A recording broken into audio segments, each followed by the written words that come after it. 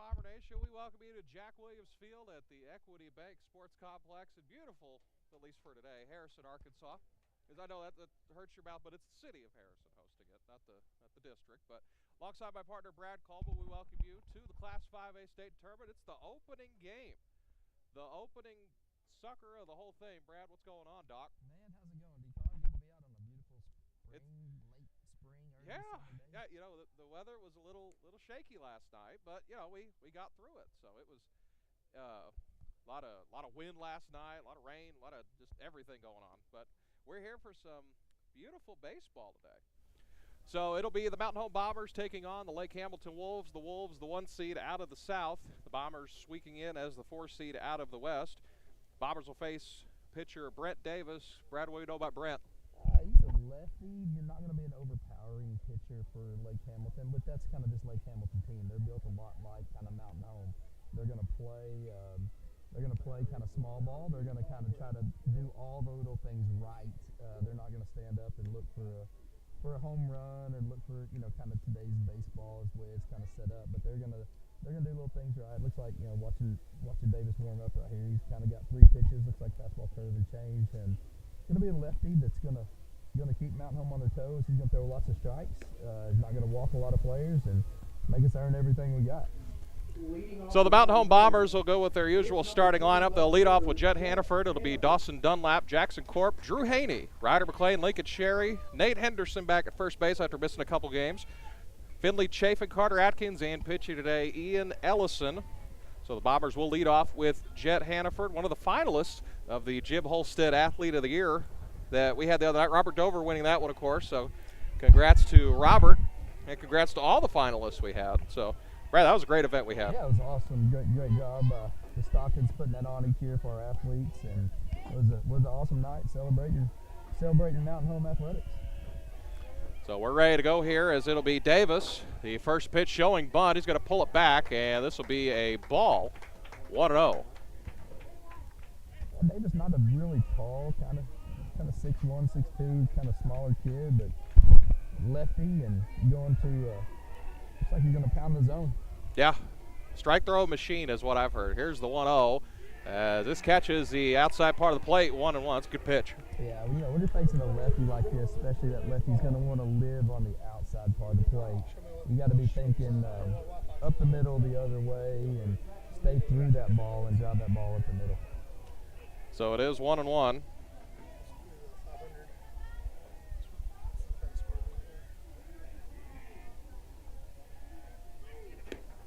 Next pitch is in there for a strike, 1-2 to Jet Hannaford.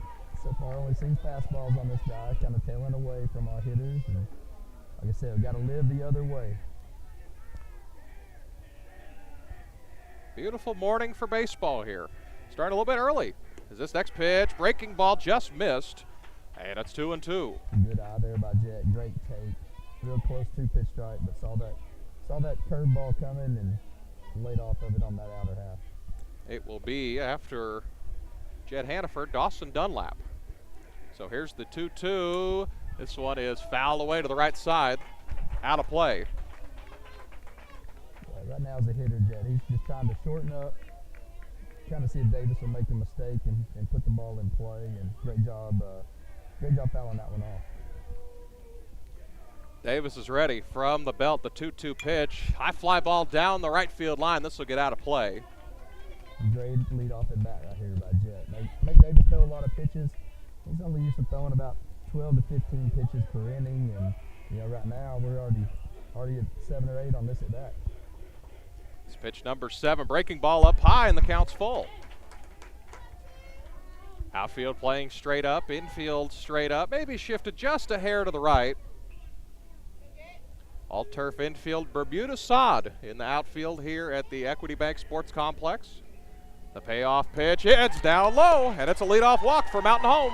Great leadoff at bat by your senior there, outfielder, and made Davis work. And that's what Mountain Home wants to do. They want to get on the bases. They want to create havoc and bunt players around. And I'd be looking right here for Dawson to bunt this ball. So it'll be Dawson Dunlap.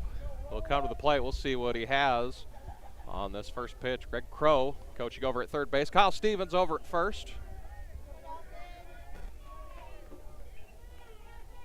Davis ready, checks the runner, showing bunt, and he went around. It's 0-1. Yeah, Dawson trying to do a job. That pitch was on the outside. It kind of stabbed at the ball, just missed it. Got away from the catcher. Almost thought Jet was going to try to take second and get there. The whole key to this is get that bunt down, get that runner in scoring position. So it is 0-1 now. Well, scoreboard says 1-0. It shouldn't be 1-0. I don't believe. They don't call this strike. Yeah, so it's 0-1. And the next pitch showing bunt again. Gets it down along the right side. This is a perfect bunt. Throw to first. He is out, but the runner advances to second base. Great job right there by Dawson Dunlap. You want to get that ball down the first base side and get that runner to second. Excellent bunt. So it's a sac bunt for Dawson Dunlap as Jet Hannaford moves to second. Jackson Corp will stand to the plate. You know, this is funny. I was talking to Coach Crow this morning. He lives 3 minutes from this place. This is like a homecoming. That's right. So he won a 2015 state championship for the other folks, you know, that we try not to mention just a whole lot. In But this tournament? I didn't see him on the bracket. I'm glad you said that. As this first pitch bounces in, as Jet's going to go try and take third base. He'll be in without a throw. And the Lady Bombers, we're not there yet. They'll be at 5:30. The Bombers are in business here with 1 out. Yeah, that's a great job there by Jet on the base path. You see that ball down. The catcher tried to block it, squirted away just enough. Jet saw that ball down, took off immediately, was able to get 90 feet away.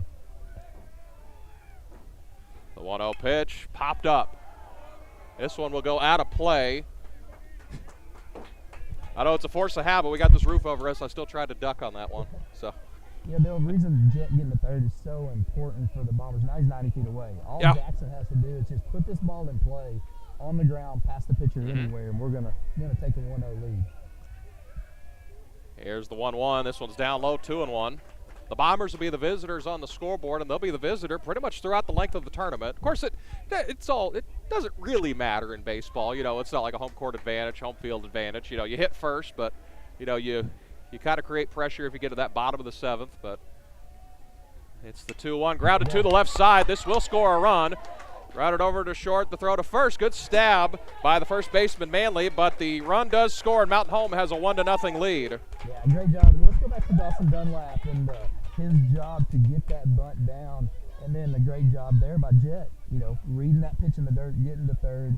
Then Jackson obviously finishing it off by putting the ball in play. So Drew Haney will hit from the left side here. The bases are empty now.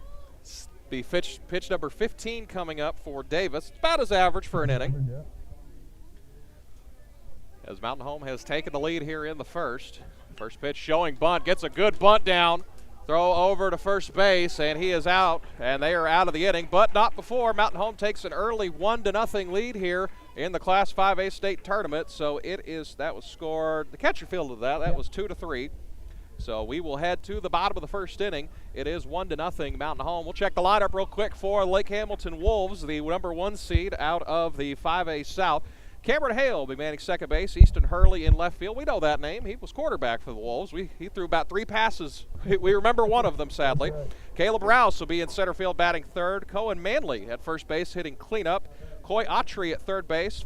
The 6-hole hitter Caden Pranter, the designated hitter. Brody Fountain, the catcher. Gavin Thomason, the right fielder. Brent Davis doing the pitching. And then in the 10 spot, not hitting, will be number 0, Asher Gregory. We would like to welcome our friends over in Lake Hamilton. I talked to Scotty Pennington over the phone and their girls coach over there. We sent the link to them, so a lot of people that weren't able to make that, it was probably 5-hour trip from Hot Springs or Percy, Arkansas. You know, we welcome you in here. So glad to have you with here on the Bomber Sports Network this morning. Glad everyone back at Mountain Home Public Schools. Send both of us a text. If you're watching, we'll shout you out. I know there are a few classes watching. Yeah, you know, Lake Hamilton is just a premier program in the 5A. Great in basketball, great in girls basketball, great in football, and here they are, 1 seed. I think they're 19-3. Yeah, they were 19. It was 19 and something. Yeah, I think 19. They had a great year from the South down there, the 1 seed. And once again, these two programs are built really similar in what they like to do on the baseball field. You know, we got Ian Ellison starting us off here for Mountain Home. Yeah, tell us about Ian a little bit. Ian's kind of the same as Davis. He's not the lefty though, but he's going to be a right-handed pitcher. He's not going to overpower you. He's going to hit the zone. He's going to throw a lot of strikes. He's going to try to keep you off balance. He's got a curve and a fast. Sometimes he'll throw a change in there, but generally lives off his curve and fast. He's going to sit 80 to 83, 84 with his fastball. He can ramp it up there every once in a while if he needs to, but just a gamer. He's been in a lot of games and just a competitor. You know, he starts on one of our top golfers on the Bomber golf team, and it's a team that is just, you know, in golf, it's you're the competitor, you're the one going at it, and so that's one thing you like to see about Ian is he is definitely a competitor. Well, we will get things going here. As we might need to change out your headset real quick. It's just people saying they can't hear you, so we'll make that change real quick. Got a spare here. I don't know what it was. I tested back home, so it's the exact same headset you have, so I don't know what the deal is. But we'll get it taken care of as the first pitch from Ellison is in there for a strike. As we'll throw that on you. That's why we have great people watching. We have great tech support back home as this one's fouled away 0-2. As let's see, can you hear me? I can hear you. All right. Can you hear me? I think so. Let's see. So it is 0-2 right now with the foul ball from Ian Ellison. This is Cameron Hale leading off. Next pitch fouled away once again. So tell us a little bit more about this baseball team, Brad, so I can see if you sound good. Yeah, so Ian Ellison is going to be a junior starting pitcher here, just a straight competitor for Mountain Home.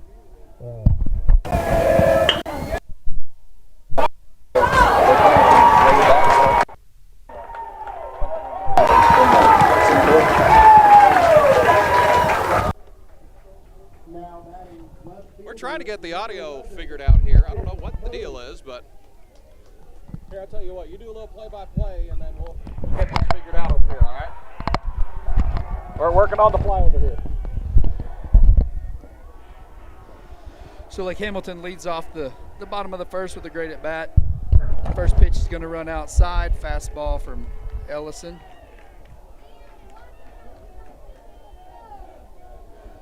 Easton Hurley up to bat, left-hander. Ian comes set, he's going to step off and pick over at first. Kind of a show-me pick here to kind of keep the runner honest. There's a softball, comes flying in. We got a complex here with 2 softball fields and 2 baseball fields. Harrison hosting the state tournament, and both softball and baseball with our Lady Bombers will be playing tonight at 5:30. Ellison comes set on the 1-0. Pitch, nice pitch on the outer half. 1-1.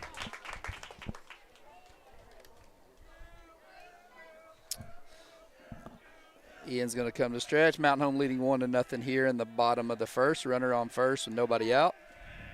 Comes set. Curveball just under the feet of Hurley. Good layoff there by Hurley. Pitch looked like a strike all the way and then kind of broke off and kind of went to that back foot of the left-handed batter. 2-1 here. Ellison peering into his catcher. Steps off, going to pick over at first. McLean behind the dish tonight in the battery for Mountain Home is Ellison and McLean. Ryder gets the signs from the coach. Ian comes set, pitch, other way, ball taken the other way by Hurley. Great at bat, kind of sticks his bat out there on the outside fastball, laces it into left field, drops out there in front of Chet Hannaford. He gets it in, and Lake Hamilton is in business here with runners on first and second here in the bottom of the first with nobody out. Now batting is number 9, center fielder Caleb Rouse. Center fielder number 9, Caleb Rouse, coming up to bat.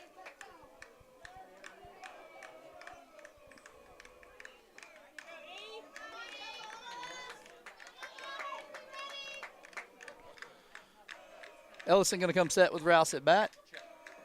Pitch is going to be a bunt. It's going to be outside as Rouse pulls back. The ball is going to be called a ball on the outer half. 1-0 here. Mountain Home in our bunt defense as Nate Henderson is inside the first baseline looking to take the bunt away, the sacrifice. So I think we're good now. We won't be able to hear each other, but we're right next to each other, so it's fine. So hopefully we got the audio figured out. It is early in the morning as showing bunt as it is a called strike. Runners will advance 90 feet.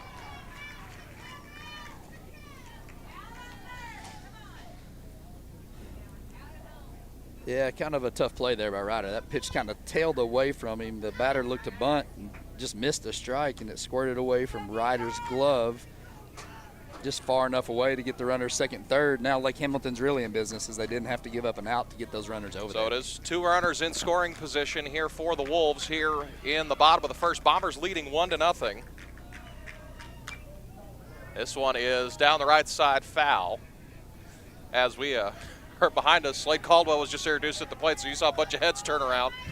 The future first-round draft pick in the MLB draft this year. And the pitch from Ellison just missed, 2-2. Boy, that was a super close pitch right there. You know, nice little curveball. If Ian can get a strikeout right here and get that out, it'd be a huge pitch right here. So 2-2 from Ellison. And the pitch fouled away. That's one thing.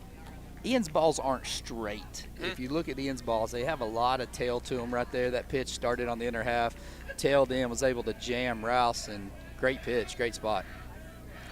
2-2 again. Ian checks the runners, and the pitch outside just missed, and the count's full. They do have first base open, however.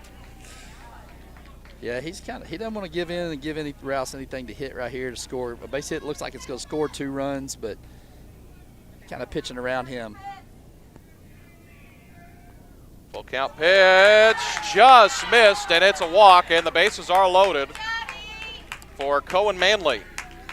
Yeah, they always say you don't throw anything on 2-2 you're not willing to throw on 3-2, and he back-to-back curveballs. That one he started at the batter, curved it in. Mountain Home was wanting the call. Looked like a really good pitch, but well, Mountain Home in a little bit of a pickle now as the bases are loaded with nobody out. See if Ellison and the Bombers can limit the damage. Here's the first pitch to Manley, up high for a ball, 1-0. Manley's got a head full of Yeah. hair. Maybe I'm jealous because I have none, but man, That's platinum blonde. it is.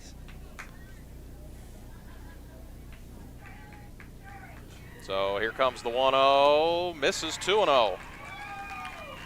Yeah, Ian just needs to settle in right here. Just understand. Is hey, his, I gotta throw is the his contact. bat a pencil? Yeah, it is. Oh, wow, It is that's- colored like a pencil. You're Wow, right. that's pretty neat. Yeah. So it's 2-0 now, and the pitch just missed again. The count's full, or it's 3-0 the count. Got to See- throw a strike here. See how aggressive Lake Hamilton's going to let Manley be right here. Is he going to let him swing 3-0? Here comes the 3-0 as ball 4, and that walks in a run. So it is 1-1 now. Coach Crow's going to come out. Call time to go talk to his pitcher here.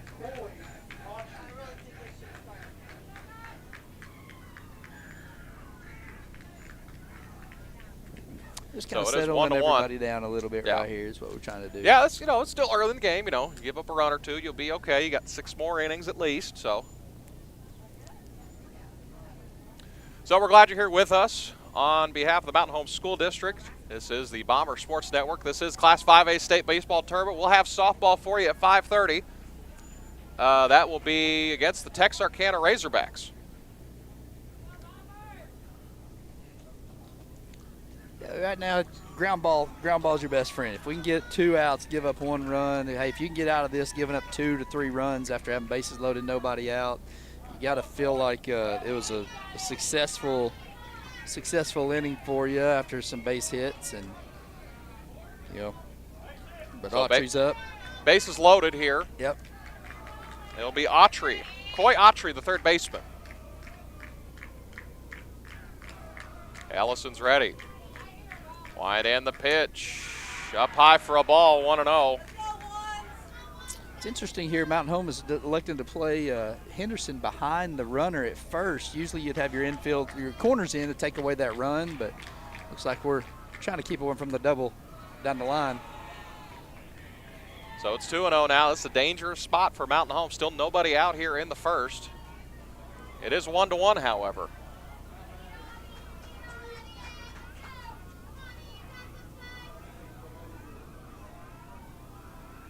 Here it comes.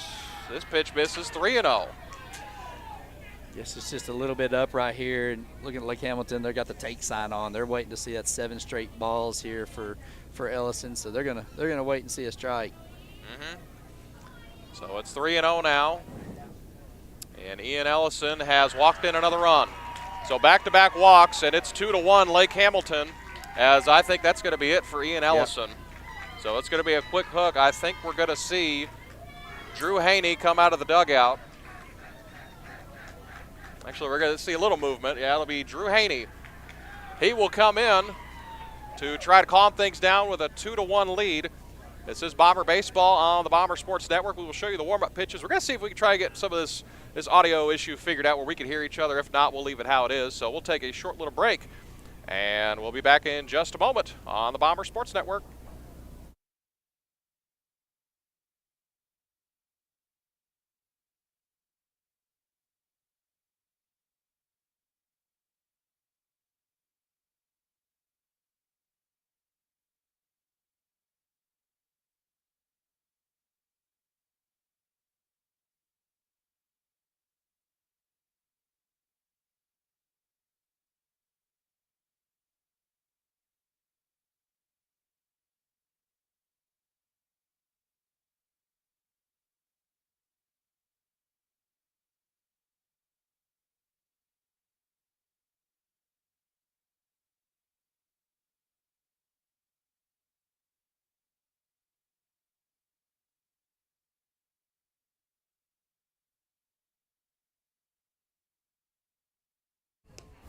Welcome back on the Bomber Sports Network. Mountain Home in a little bit of trouble here, as it'll be Drew Haney who will come in and replace Ian Ellison. Ian did not record an out in any of the 5 batters that he faced, but it is 2-1, so we have a chance to limit damage here, get out of it, start new. Yeah, bringing in Drew Haney, lefty, sophomore from Mountain Home, has a lot of experience in playing in games like this. Plays a lot of summer ball. Once again, not going to overpower you. He's going to probably live upper 70s, maybe touch low 80s when he can, but he can hit spots. And as a lefty, if you can hit spots and you can keep people off balance, that's what you're looking for. And so, big spot here for your sophomore coming in, trying to limit damage. Mountain Home just needs to get that first out, take a breather, and see if we can kind of limit the amount of runs that we give up to Lake Hamilton here. So it'll be Drew Haney on the mound now. It was Ian Ellison that started the game. First pitch from Drew is in there for a strike. That's a good sign. That's a very good sign. Yeah. Start out 0-1 on this pitch, on this. Yeah, you're going to feel like this umpire, too. He likes it low. That pitch looked a little low, but he called it a nice curve right there. That's swung on and missed, 0-2. So scoreboard says 2-0. There's that math over in this part of the state. 0-2, did he go around? No, he didn't. They're not even going to check over at first. Yeah, I don't think they're going to say he did. He looked like he held up right there. So it's 1-2 now.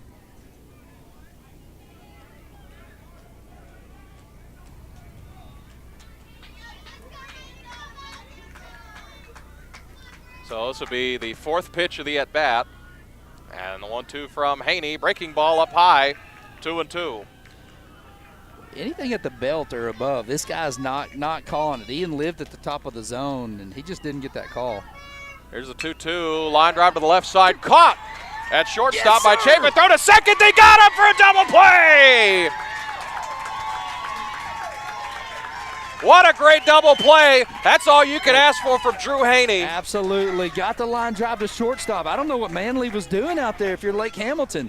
He took off like he was going to try to score, and great job by Finley Chafin seeing that. Dawson Dunlap not giving up on the play, coming and covering second. Man, what a great double play for Mountain Home. Now the momentum has shifted. 2 runs across for Lake Hamilton, but a big double play there for Mountain Home. I believe they're somewhere in the 20s in double plays this year. They turn a lot of double plays. Yeah, you throw a lot of strikes, that's what ends up happening to you. So here's the first pitch from Haney. Down low, good block by McLean over behind the plate. Hold that runner over at third. Runners at the corners with 2 gone here. 2 runs across for Lake Hamilton. I think if you see this runner go at first, I think you're going to see Mountain Home just let him go, let Drew kind of take this batter on and try to win this battle, and let's get out of this thing. Haney's ready to go. He'll step off the rubber.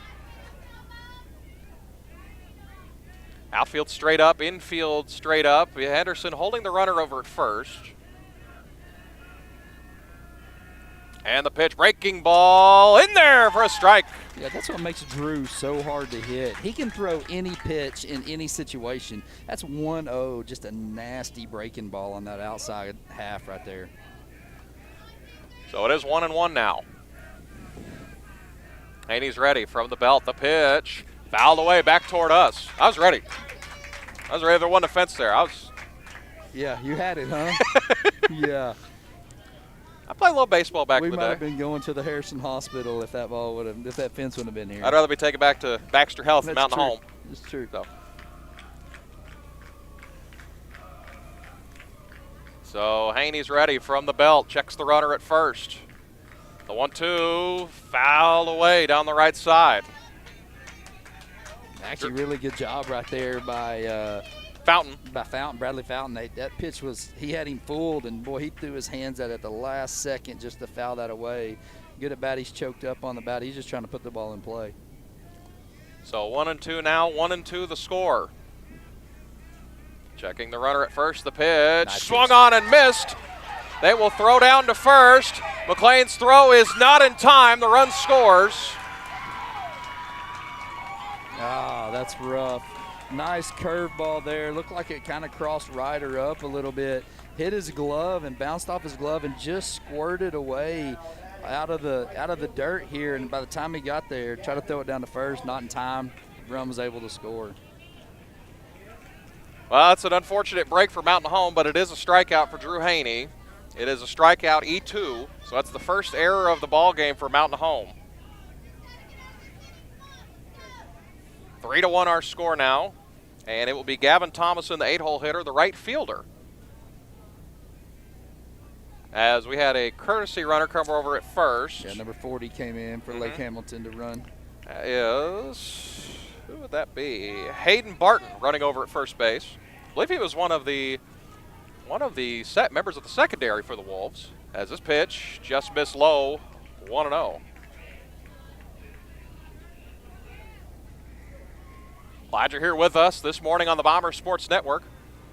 Alongside my partner Brad Coleman, who are in the first inning. Lake Hamilton has plated 3 runs. Here comes the 1-0, fouled away. Now that one I could have fielded right here. That was a little my speed. As we're located along the first baseline, they've done a lot of renovations to this place since, well, of course, you guys came here for JV, but last year it was a conference game over here. Added turf infield, awnings over the bleachers. It's really nice. About a 12 to 14 foot wall in center and left and right as this next pitch just missed, and it's 2-1. That was a 1-1 curveball. Kind of stayed outside. Ryder tried to bring it back in. Good spot for that pitch. Ryder and Haney, 2 sport athletes in their own right. Haney was a big part of the Bomber basketball team, so was Ryder McLean.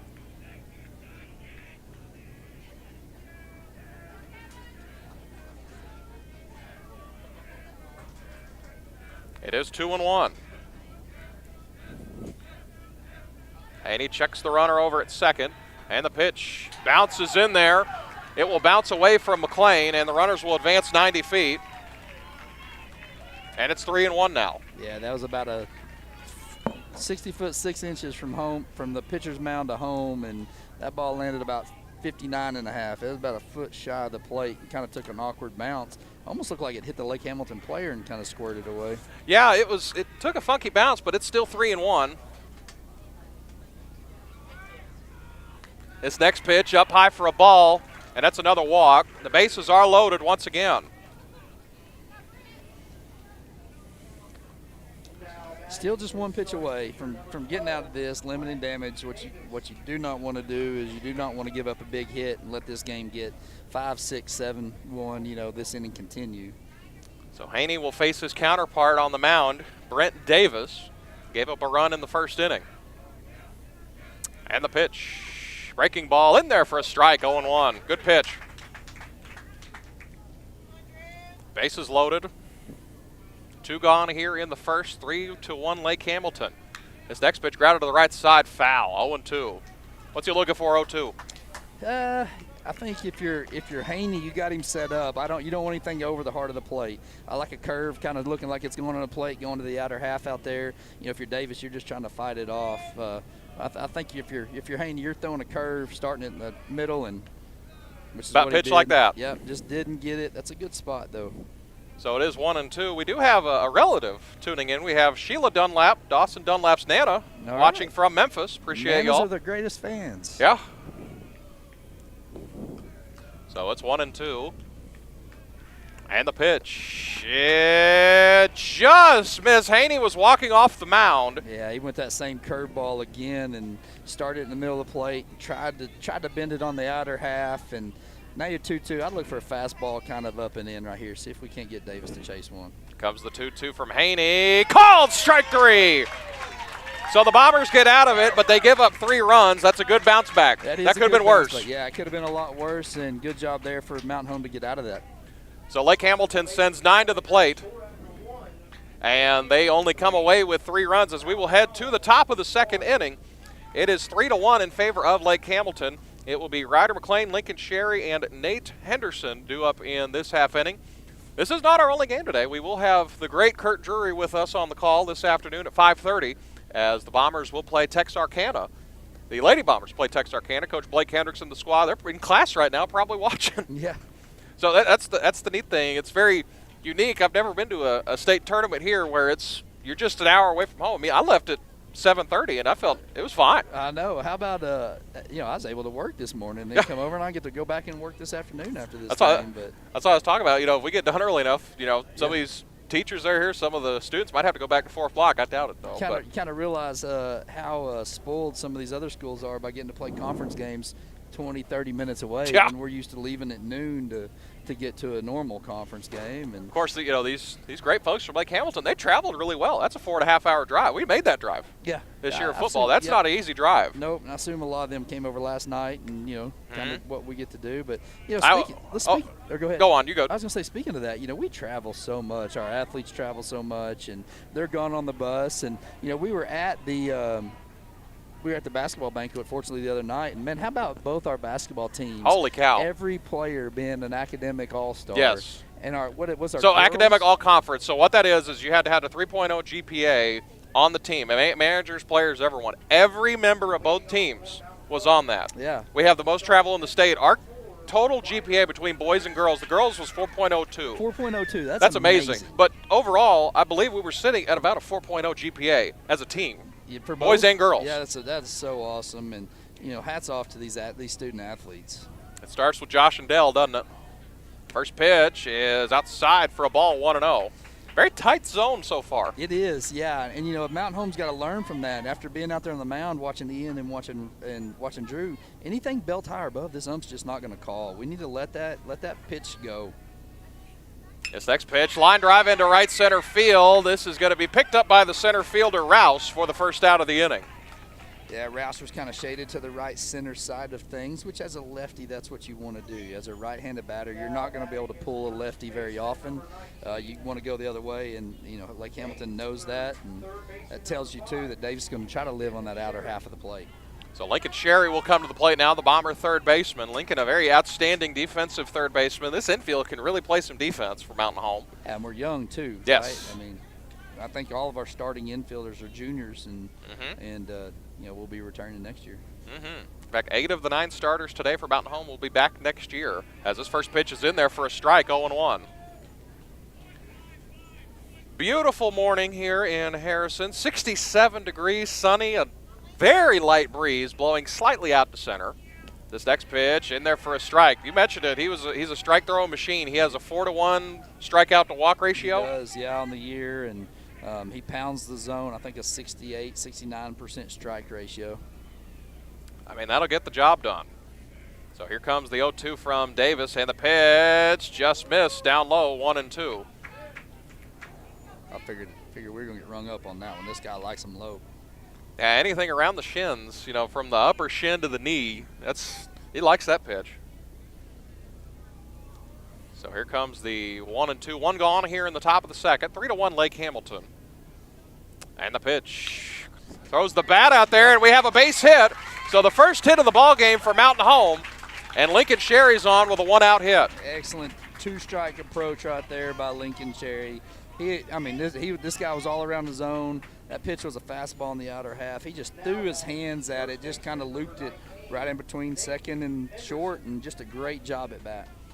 Nate Henderson will come to the plate. He missed some time this year. He took a big hit from, I believe it was Greenwood's strong safety running down the base. I mean, it wasn't a dirty play. He was standing on the base, and two big guys met, and he missed some time, but he's back. So this is a big part of Mountain Home's lineup. Showing bunt, gets it down, but it will go foul, 0-1. Now, Nate, another two-sport athlete, big part of the offensive line for Mountain Home. Yep, returning startership on our offensive line, and a lot of two-sport and three-sport athletes scattered all around this field. Yep, absolutely. Sherry standing over at first base. It will be Finley Chafin on deck. Interesting to see if Mountain Home keeps the bunt on here to get a runner in scoring position with 2 outs. Davis checks the runner at first. He will throw back to first. He's back in safely. Good job there by Manley. That pick could have got away pretty easily from the first baseman. Yeah, we played an inning and a half. He's had some great picks so far. He hasn't had an easy-to-field ball yet. No. It's got to be the hair. That's right. So Sherry will stand at first base. They're holding Sherry over at first base with an 0-1 count. This will be pitch number 23 for Davis.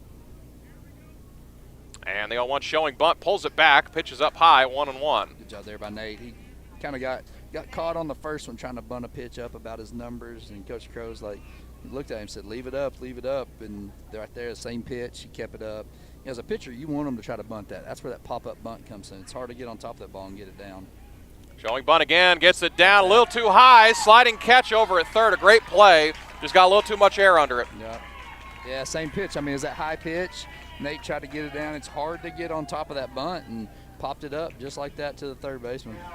Be Finley Chafin will come to the plate. Had a great play in the first inning to ignite a double play and get Mountain Home out of a lot of trouble. So Chafin, another one of these juniors on this team, was a state runner-up in a doubles tandem. Him and Pierce Blackman played together. Yeah, they were co-athlete of the week. I think they were the only ones that were co-athletes of the week.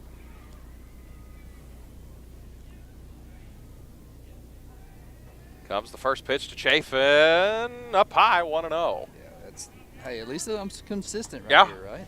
A lot of things that are normally high strikes are being let go, but it seems like the strike zone's kind of shifted down a couple inches. But it's consistent, That's so right. we'll That's live what with you ask that. for on the umpires, if it's consistent both ways. So it is 1-0 to Finley Chafin. And the pitch inside for a ball, 2-0. You think about sending Sherry here? You know what? I wouldn't hate that, but 2-0 I probably wouldn't. Once he gets a couple strikes on him, I think you'll see us put the runner in motion, because worst case scenario, he gets thrown out and you're leading off with Finley next inning. It will be Carter Atkins after this, 3-0 now. Yeah, definitely. You're not sending him at all now, especially with a lefty. You know, we've seen one move over there. It's pretty easily picked off. I'm sure that wasn't his good move, but I think you're just kind of waiting now to see if he'll walk us to get us the runner in scoring position. So it is 3-0 now to Finley Chafin. I don't think the bat's going to leave his shoulder here. And here it comes as, did not leave his shoulder. It's right down the middle for a strike, 3-1. I think you'll see us start motion right here. 3-1. We know we're going on 3-2. I like the 3-1. Catch him off guard. Yep. If it's a strike and he gets down there, you got one chance to go. Here it comes. Outside for ball 4. So the Bombers have 2 runners on with 2 gone here in the second. And it will be Carter Atkins coming to the plate. Good piece of hitting there. Good job at the plate. Yeah, good job there by Finley, having a good eye. So Carter Atkins, another two-sport athlete. He's a member of the Bomber football team. I believe a slot receiver, if I remember right. I've slept since football season. Yeah, kind of outside receiver. Yeah. Came on strong for the Bombers last year in football. He is batting 9th in this lineup. It will be the top of the order. Jed Hannaford due up. First pitch to Carter's, swung on and missed, 0-1. So out there, Lincoln's out there in second. He got 2 outs. Any ball put into play, you're gone. See if we can't sneak a run out with 2 outs. Here's the 0-1. Is in there for a strike. 0-2. Carter's going to have to battle here. Sherry at second. Finley Chafin over at first base with 2 gone here in the second. Lefty on lefty. And here it comes outside. Good job by Fountain to stop that one. As it's 1-2. Try to sneak a fastball in that outer corner, and Davis just kind of threw across his body and pulled that ball outside. Davis ready. And here comes the 1-2 pitch. Swung on and missed. So Lake Hamilton gets out of a little bit of danger. But Mountain Home will leave 2 runners on. We will head to the bottom of the second. It is still 3-1. So what's Mountain Home looking to do in this second inning? You just need a quick inning, to be honest with you. You kind of came in the bottom of the first, nerves out there, walked some runners. They had a couple hits, and coming out, you need a quick inning. You know, I will say it was good for us to get a couple runners on there in that bottom or in that top of that second, so we didn't let Lake Hamilton kind of grab that momentum and just take off and run with it. Baseball has its games of ebbs and flows. Mm-hmm. It's not football, it's not basketball, it's not like any other sport. It's just kind of this long, kind of persisting game, and you know, it's all about momentum and different types of momentum that come throughout the game. And you know, for us to get a couple runners on, make Lake Hamilton think about it, was a good inning, even though we didn't score. But now we need a quick inning ourselves. We need to I get back in here. heard 2 really great managers at the major league level, Joe Madden and Bruce Bochy, both kind of say the same thing when you get to, playoff baseball over the World Series. Something bad is going to happen at some point, no matter how good you're playing, no matter how bad you're playing. It's how you respond to it that determines how well you do in that game. You know, and if we were really one pitch and one block pitch away from getting out of that first inning with 2-1 and feeling like you gained all the momentum back. But we're still within reach. This game is not out of reach. If we can have a quick inning here to start this off and get back up to bat and kind of put some pressure on them. So it'll be the leadoff hitter, Cameron Hale. He reached on a single to start the game. So Lake Hamilton sent 9 batters to the plate in the first inning, but they only escaped with 3 runs. So Drew Haney will come back to work for his essentially second inning of work. Came into the game. Ian Ellison was the starter. He came in with no outs. It'll be Hale, Hurley, and Rouse due up in this bottom of the second. And the pitch outside for a ball, 1-0. We do apologize if you're watching at home. This is a chain link fence in front of us. It's not netting like we have back home, so it might be a little bit of an obstructed view down the third baseline, but we'll do our best to describe the action. Just like that pitch, that was a breaking ball, swung on and missed, 1-1. Yeah, and that's what I said. Drew's going to throw. He's going to throw any pitch in any scenario. Kind of let off with 2 breaking balls. Comes the 1-1, swung on and missed, 1-2. Great changeup right there. Looked like a fastball the whole way, and it just kind of stayed underneath on that outer half there. Haney's ready, taking his time. Gets the sign from Ryder McLean, and time is called at the plate. That's something that you don't see in the college game or pros anymore because you can't call time, right? You only get so many offensive Well, you get like timeouts. 1 time called per plate appearance. So 1-2, foul away, 1-2 still. Boy, Yeah, you get. I think it's like you get 6 mound visits for the game, and then you get 1 call of time for the pitcher and the batter, Yeah. 1 each And we per don't plate have the pitch appearance. clock that you Yeah. see in college and high school. In pros. Yeah. Comes the 1-2 pitch, ground ball back to Haney. He will field and throw to Nate Henderson over at first for the first out. All off speed pitches right there. That's another little. Couldn't tell if it was a curve or a changeup, but it definitely had like Hamilton off guard and hit that ball. It's like a cue ball. Actually, the ump went and grabbed it. And he's checking it right now. A lot of times, if you hit that ball off that end of the bat, it can cut that ball. And, Yeah. Good job there by the umpire to make sure it wasn't. As a pitcher, you kind of put that ball in your back pocket. You're like, I don't know if I want to give that away. I like that little cut on there. Give me a little action. So you talk about the umpire. One unique thing here, when you get to the state tournament, you have 3 umpires on the field now. Yeah. So you have the plate umpire, the umpire says he looks at a strike, and the umpires over at first and third. That changes the game a lot. It does. It does. It changes the positioning of the way they can see and what they're looking at. And Ground ball to the right side. This will be Dunlap. He will throw to first, lofts it over, and that's the second out of the inning. so far, this is what the Bombers needed in response. We needed a quick inning up to bat, and especially at the top of the lineup for Lake Hamilton. So it'll be Caleb Rouse who will come to the plate. Caleb reached on a walk in the first inning. Again, Lake Hamilton sent 9 to the plate. They had 2 runs on the board before Mountain Home could record an out, in which they had a nice double play, a 6-4 double play. First pitch is inside for a ball, 1-0. Drew's living with his off-speed stuff at the top of this lineup. Has a good pitch, started in the middle of the plate, kind of trying to backdoor that curveball down at the foot of Rouse. Ground ball to the left side. This will be Finley Chafin. Gobbles this one up. Throw to Nate Henderson. It's a 1-2-3 inning for Mountain Home. Just what the doctor ordered, exactly right, Doc? What we needed, yep. See if we can get some runners on base, put a little pressure back on Lake Hamilton. So after sending 9 to the plate in the first inning, Mountain Home makes Lake Hamilton go 1-2-3. So we've played 2 full innings in Harrison so far here in the first round of the state turbo. Any thoughts so far? Yeah, I mean, you know, kind of one bad inning for Mountain Home, but a great job response to that. And that's what you can ask for the Bombers. And just need to kind of keep pressure on the team, especially a team as good as Lake Hamilton. So we will head to the top of the 3rd inning. It will be the top of the lineup due up for Mountain Home. It will be Hannaford, Dunlap, and Jackson Corp that will be due up. Jackson Corp's lovely mom watching from a couple seats over.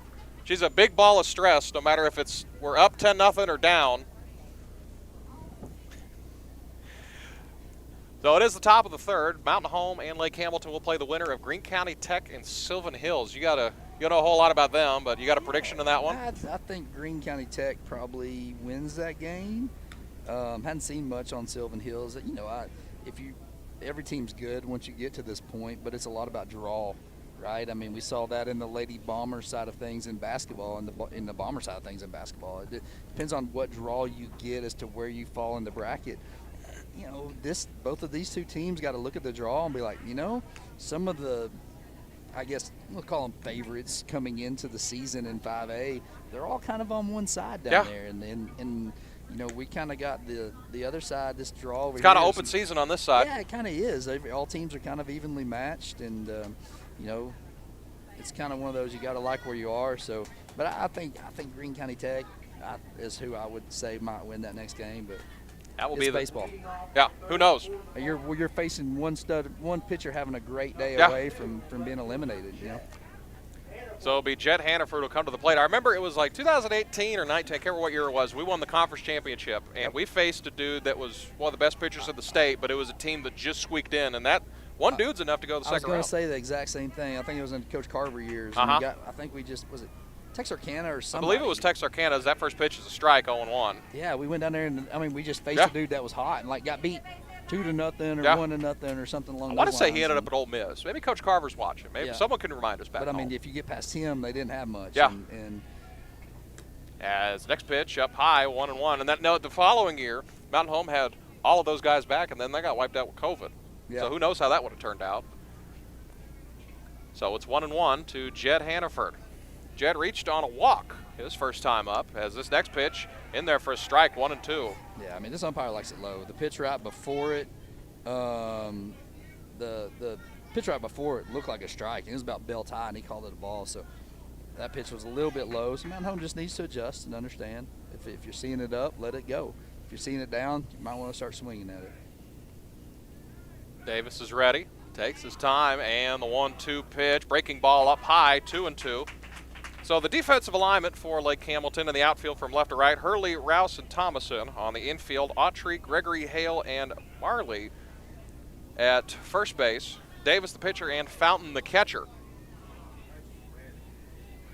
Manley, over at first base. It's this next pitch inside, and the count's full.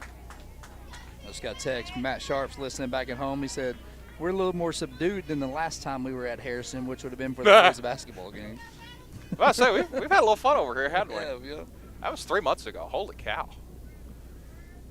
Muggs with the left-handed half-court game winner. He had a real loud 3 points that game, as this pitch is a leadoff walk for Chet Hannaford. So his second walk of the day, and Mountain Home is cooking with Crisco here in the top of the 3rd inning. Yeah, that's what Mountain Home's game is. They want to get runners on. They want you to think what's about to happen. So we saw this in the first inning. Jet gets on, Dunlap bunts him over. Let's see if we got the same kind of scenario right here. So it is Jed Hannaford over at first base. Just signed to play at ASUMH in Mountain Home, and they're starting the regional play today. Yep, he got a good season. Yeah, that's a really good season. As first pitch down low for a ball. I love it. Little cat and mouse game right here. You know, the first inning we get up, Jet gets on, Dunlap bunts him over. This one, now Dunlap looked like he's swinging away, but let's see. Now we can straight turn to the bunt right here. So it'll be 1-0. Davis will check on Hannaford at first base. And the 1-0 showing bunt pulls it back, but it's in there for a strike, 1-1. Mount Home trailing 3-1 here in the top of the first. Need a run back just to kind of keep this game within scoring, reaching distance Yes. for us. So it is 1-1 now. To Dawson Dunlap, the pitch, down low, 2-1. Glad you're here with us as we've had over 200 concurrent viewers so far this morning, all across the state and parts of the country as well. Wherever you are, we're glad you're here with us as it's 2-1 now to Dawson Dunlap. And the pitch, ground ball to the right side, a base hit. So Dawson Dunlap will be on with a single. They will hold Jed over at second, and that will bring up Jackson Corp. Yeah, you gotta love that cat and mouse game, right? I mean, that's just what baseball is. Right there, first inning, we bunt with Dunlap. Here, we show bunt on the second pitch, and then all of a sudden we let Dawson swing away, punches a shot right past the first baseman over there. I think you're going to see a 100% chance we're bunting right here with Corp. So Jackson Corp, one of the better hitters in Mountain Home's lineup, will be up to bat. He last time he reached on a sacrifice, or he did not reach. It was a sacrifice fly, essentially. Ground ball. Sacrifice. Yeah, I miswrote it over here. So first and second, nobody out here in the top of the third. You want to bunt this ball to third base. You want that third baseman to field this ball so there's no play at third. Well, first pitch swung on and missed, 0-1. Jackson Corp's been hitting the ball well lately, so it's if you go either direction, you're fine with the outcome. Yep. Just don't want a double play right here. Yes. So it is 0-1. Davis checks on Jed over at second, excuse me. The pitch down low. 1-1. If this is natural grass, they call it a worm killer. Yeah. We're letting him swing away. We're going to try to score a big inning here instead of play for one. 1-1 the count. Nobody gone here in the third. The pitch. Ground ball to the left side. This will be fielded by the shortstop. Oh, to third. He is safe. The ball got loose. As had a little pushing and shoving over at third base. Greg Crow is not happy. Coach Crow is... He tried to shove him off the base. Yeah, Coach Crow was upset because the third baseman, after he missed the ball, he was trying to get up, and he kind of pushed him down. Coach Crow's wanting that call. Good job there by Jet coming in hot. Mountain Home now in business, bases loaded. So would you call that a hit or an error? That's an error, I think. I'd have to give a shortstop an error on that. The throw was kind of, it brought him to his right, but the throw was low, and I mean, I think if you it would have been in time, so. Yeah. So yeah, Greg's going to talk to the third base umpire just to see what he saw.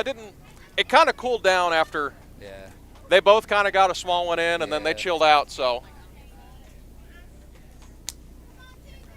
the Bombers have the bases loaded with nobody out as Lake Hamilton is out of the dugout to talk this one over real quick. Quick mound visit. So he's going to leave Davis in. This will be pitch 47 coming up. He's averaging 15 an inning. Here we are on the top of the third with nobody out, so he's way over his 15, and that's what Mount Home can do. If we can get, they've kind of got two dudes, Hurley and him are their two starting pitchers. They've got a decent, bullpen, but it's high school baseball. Nobody has a great bullpen. Once you can get past your first kind of starters, then it's kind of where do we stand, and that's what Mount Home was hoping to do, is to either get into their secondary pitchers or force them to bring Hurley in, which as a coach you don't want to do that because it kind of sets you behind the 8 ball for the rest of the state tournament. So Drew will come in batting from the left side. He grounded out to the catcher on a bunt. Bases loaded, nobody out. And the pitch. This one bounces in, and it's 1-0. Right now Davis knows he can't get the fastball past Mountain Home. He's sticking with a bunch of off-speed pitches, and he's having a hard time locating them. He's low with them, and which you got to be in the zone to get the strike call. So I think Mountain Home sits fastball right here. 1-0 ground ball to the right side. This will score a run. They will not go to second. They'll get the out at first, and Mountain Home cuts the lead to 1. Yeah, good job right there. Ground ball kind of in between first and second. Drew was sitting dead red on that fastball. Just rolled over the top of it, but with this turf, it kind of took a high bounce, and Lake Hamilton couldn't get to. They had to take the out, but Mountain Home now still runners at second and third with 1 out. Good chance to get a run in. Ryder McLean will come to the plate now here in the third inning. Deacon Ryder's first at bat. He put a really good bat on the ball, lined out to center field, so look for him to jump on this first pitch. First pitch is in there for a strike. Breaking ball about belt high. He just wanted to see one. Yeah, he saw spin. He was looking for a fastball probably and saw spin and let it go. Runners at second and third, one gone here in the third. And here comes the 0-1, swung on and missed, 0-2. All right, now To if the you're bomber rider, catcher. yeah, now if you're rider, you're looking to do a job. I need to put this ball on the ground to the right side. Anywhere to the right side is going to score a run. First baseman Manley's back for Lake Hamilton. Interesting call there as well. But I'm just trying to slap this ball to first or second, get this run in. Comes the 0-2, foul tip into the glove. It's a strikeout for the second out of the inning. So Lincoln Sherry will come to the plate. He reached on a single in the first inning, or the second inning.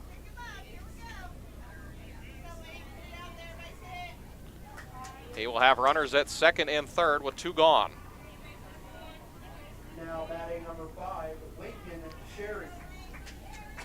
It'll be Sherry and then Nate Henderson.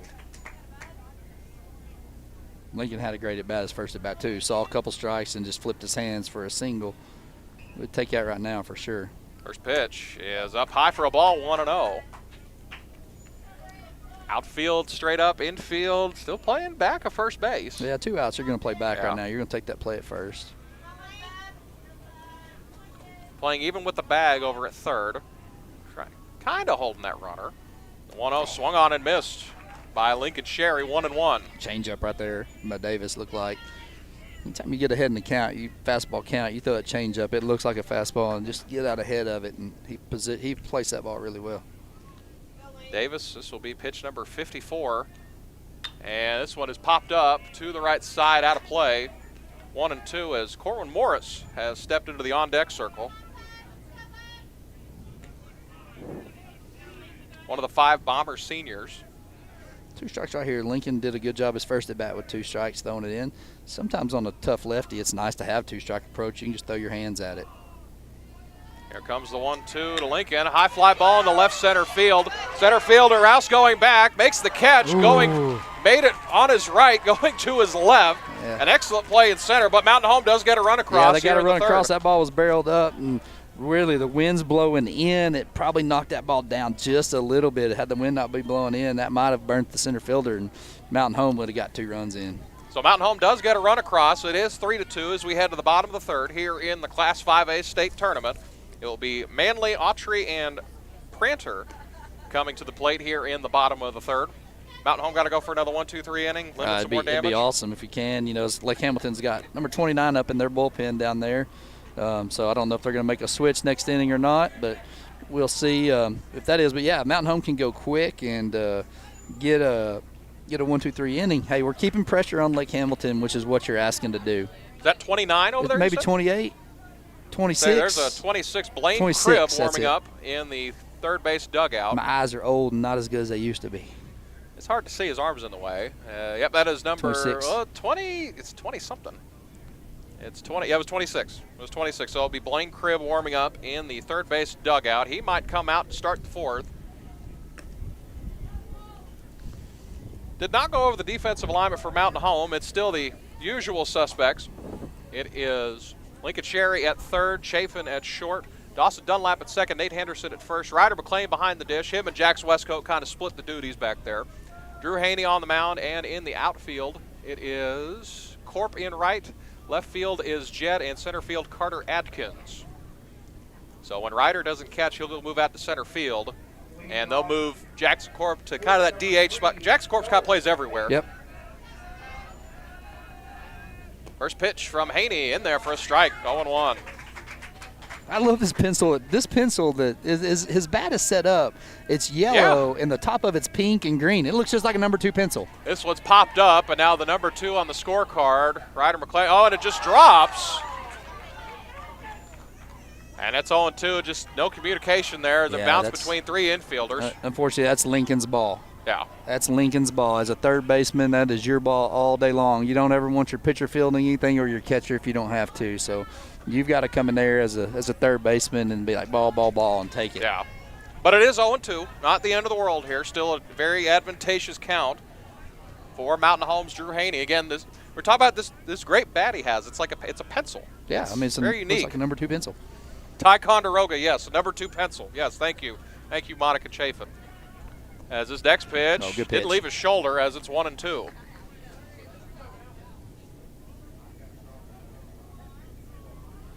and the scoreboard's backwards, but it's 1-2. This next pitch, it hits him. That's a So killer. suddenly not fielding that ball comes back to bite him. Yeah, it's a killer start the inning. You don't get the out on the number 4 hitter, and then you turn around and 2-strike plunk him. And So Coy Autry will come to the plate. He reached on a walk his first time up. So the first base runner in 2 innings for Lake Hamilton. Lake Hamilton's proven they will bunt in this situation, so Mountain Home, you got to be ready for this bunt. Haney on the mound. He is at pitch 35. Here it comes, showing bunt, fouled away, out of play behind us. It's the building behind us. Cade Yates back there trying to make a play. There he is, the Ryan Mallett Memorial Scholarship winner That's the right. other night. Walked away with, can't remember how much it was. You remember how much that was? I don't. It did. 1,500 Money. maybe? It was something like that. He's here in attendance today. He's out of class.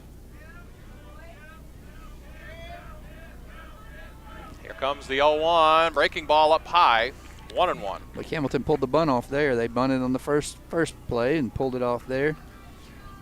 So if you're bunting right here, your third baseman's charging and your first baseman or your pitcher's covering first base, and that's kind of the way that you are. You're going to leave your first baseman back. So the lanky lefty, Haney, next pitch, high fly ball into center field. The catch is made by Atkins for the first out of the inning. That wind's blowing in and kind of off left field to right field. That ball it was a high pop-up, Yeah. and honestly thought it was going to be straightaway centered, and it ended up carrying almost all the way to right field. Number 6, Hayden Ranger. So Pranter will come to the plate, ground it out to the shortstop, start that double play. Yeah, the wind, there was no wind at the start of this, but now it's kind of picked up here as we surpass 11 o'clock here in northwest central Arkansas.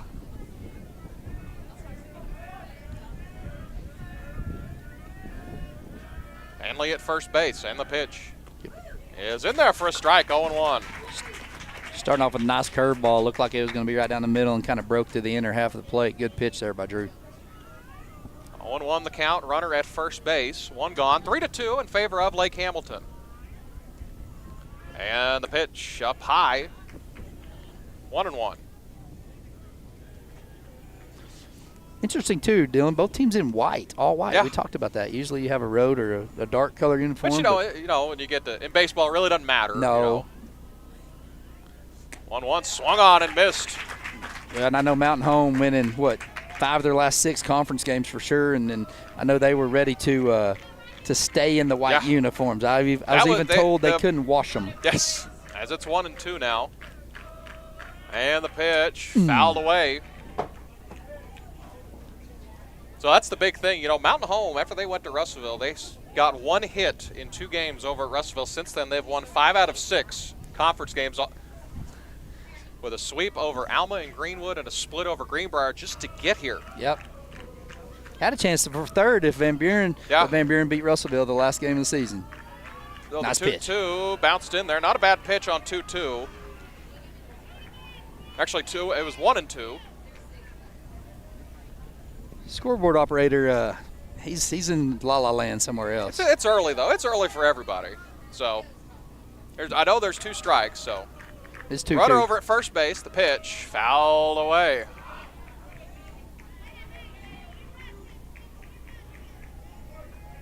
I keep waiting to hear ooh whenever somebody gets smoked with one of these pitches. Oh, yeah, that's, you always wait for that. See, you hear glass crunching or.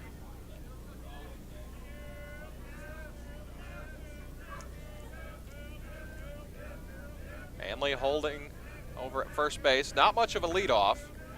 And the pitch, ground ball, missed the glove of Haney. They will go to second for 1, on to first, double play! Just what we needed right there. Textbook 6-4-3 DP, just beautifully turned by Finley Chafin and Dawson Dunlap. So there's the Bomber defense holding strong again. Another inning where only 3 batters came to the plate. We'll head to the top of the 4th. Mountain Home leads 3-2. So again, beautiful facility they have here. Games going on here. They will face the winner. Whoever the winner of this game will face Greene County Tech or Sylvan Hills. We'll have all the games throughout the run here on the Bomber Sports Network. If we get to the finals, that's a little expensive. I believe that's $5,000 to stream that one. So That's I think right. that's a little out of the price range for a lot of people. But I heard if either team makes it to the semis, the great folks at KTLO Classic Hits in the Boot will carry that game. That'd be awesome. Yeah, That would be appreciate them fantastic. over there. They do a good job covering our student athletes. Yeah, let's talk about how big that inning was to get out of that after the mishap and the hit by pitch and then get the double play. But here's what's real important. This inning's huge for Mountain Home. Davis is one of their studs. He's had 54 innings pitched coming into the year, faced 221 batters. We saw Cribb. He's kind of looking at their pitching. He's kind of their fourth guy that kind of comes in.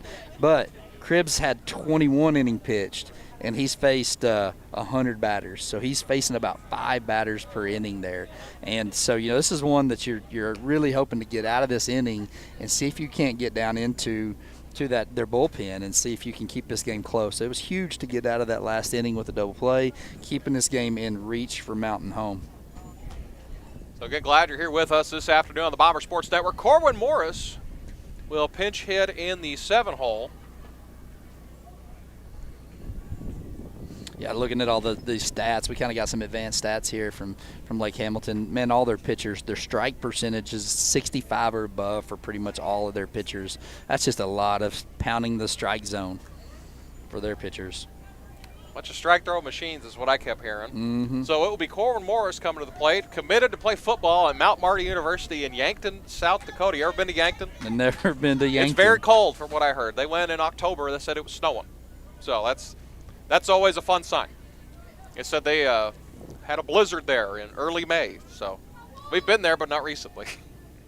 First pitch to Corwin is a ball, 1-0. Again, good turnout for both sides here. A lot of Mountain Home folks made the trip. A lot of Lake Hamilton folks made the trip. A lot of maroon and blue and gold here in the stands this afternoon. Or morning, I guess. This goes to the screen. So it's 2-0 to Corwin Morris as Finley Chafin is on deck. That pitch wasn't that far off the plate, and the catcher just whiffed at it. That's kind of weird. Yeah, I mean, that might kinda have been a crossed him strike. up. He might have been a strike if he catches it. so here's the 2-0 in there for a strike, 2-1.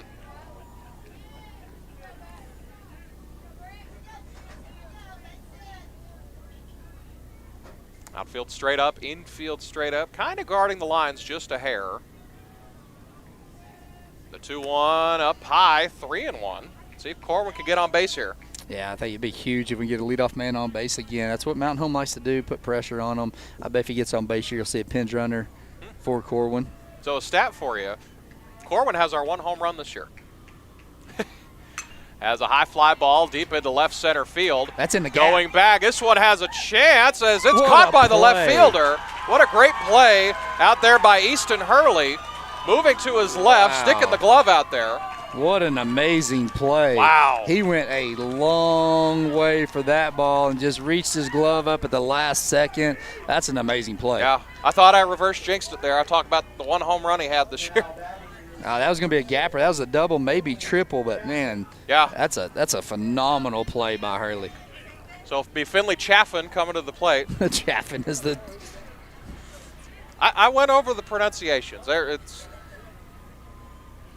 not everyone's perfect like me, Brad. Comes the first pitch from Davis. High fly ball in the left center field.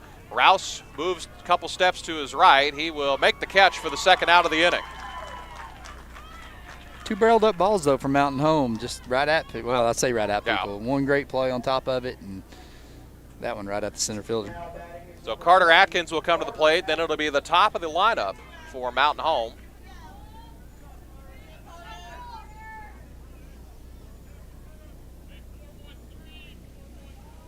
Two gone here in the top of the 4th as we pass 11 a.m. And here comes the pitch. In there for a strike, 0-1.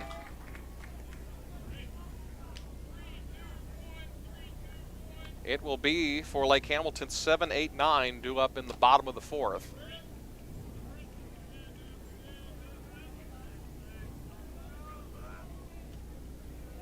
And the pitch from Davis. Got that one off the ground into right field. Coming in is the right fielder. Thomason makes the catch. And it's a 1-2-3 inning for Mountain Home. All three outfielders got a piece of the action there. Left field, center field, and right It field. went 7-8-9. It will be 7-8-9 due up for Lake Hamilton in this bottom of the 4th inning. So it's, outside of that first inning, Mountain Home's done a good job to limit all this. Yeah, they've done a good job. Honestly, could have got out of that inning, kept it 2-1, but that's what happens. But here, we're halfway through the game. We're in this game. We're down 1 run, and I kind of like the feel and the way this game's kind of going. Mountain Home has kind of put the pressure on Lake Hamilton. Shy of that first inning, Lake Hamilton hadn't really had a lot going. Yeah, they hadn't had a lot going, and Drew's done a good job coming in, kind of limiting them. So Drew Haney is only at 45 pitches, so he still has a lot of room to work here the rest of this morning and into the afternoon. So Corin Morris takes over at first base for Nate Henderson since he batted for him. That's the only change it looks like. So I believe if Haney were to reach his pitch count, he would go, I believe, to right field, and Corp would move to first base or something along those lines. We'd have to see. That's normally what they've kind of gone to. So it will be Gavin Thomason, or Brady Fountain, Gavin Thomason, and the pitcher Brent Davis due up in this half inning. Last time they were up, it was strikeout, walk, strikeout. So Drew Haney, the lanky lefty, will go back to work.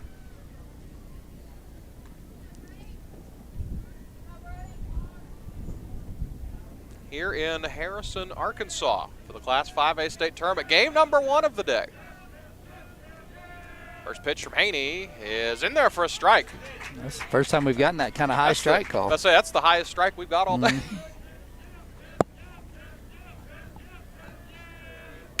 Ground ball back to the pitcher, Haney. He'll take his time, throw over to first. Corwin makes the play. That's the first out of the inning. 2 pitches, 1 out. We'll take that. Another quick inning we'd love for the Bombers. So Gavin Thomason will come to the plate. Score that one 1-3. If you're keeping score at home. Top of the lineup, Drew went a lot of off-speed pitches right there. 2 fastballs in a row and able to get the comebacker to him. First pitch to Thomason. Breaking ball. Just missed up high and outside 1-0.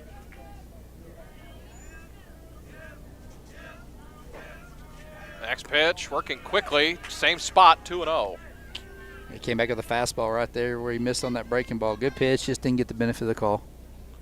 So it is 2-0 now. Outfield straight up, infield normal depth. Third base playing in at the cut of the grass, as that's 3-0. 3 decent pitches there. Trying to see if he'll chase one.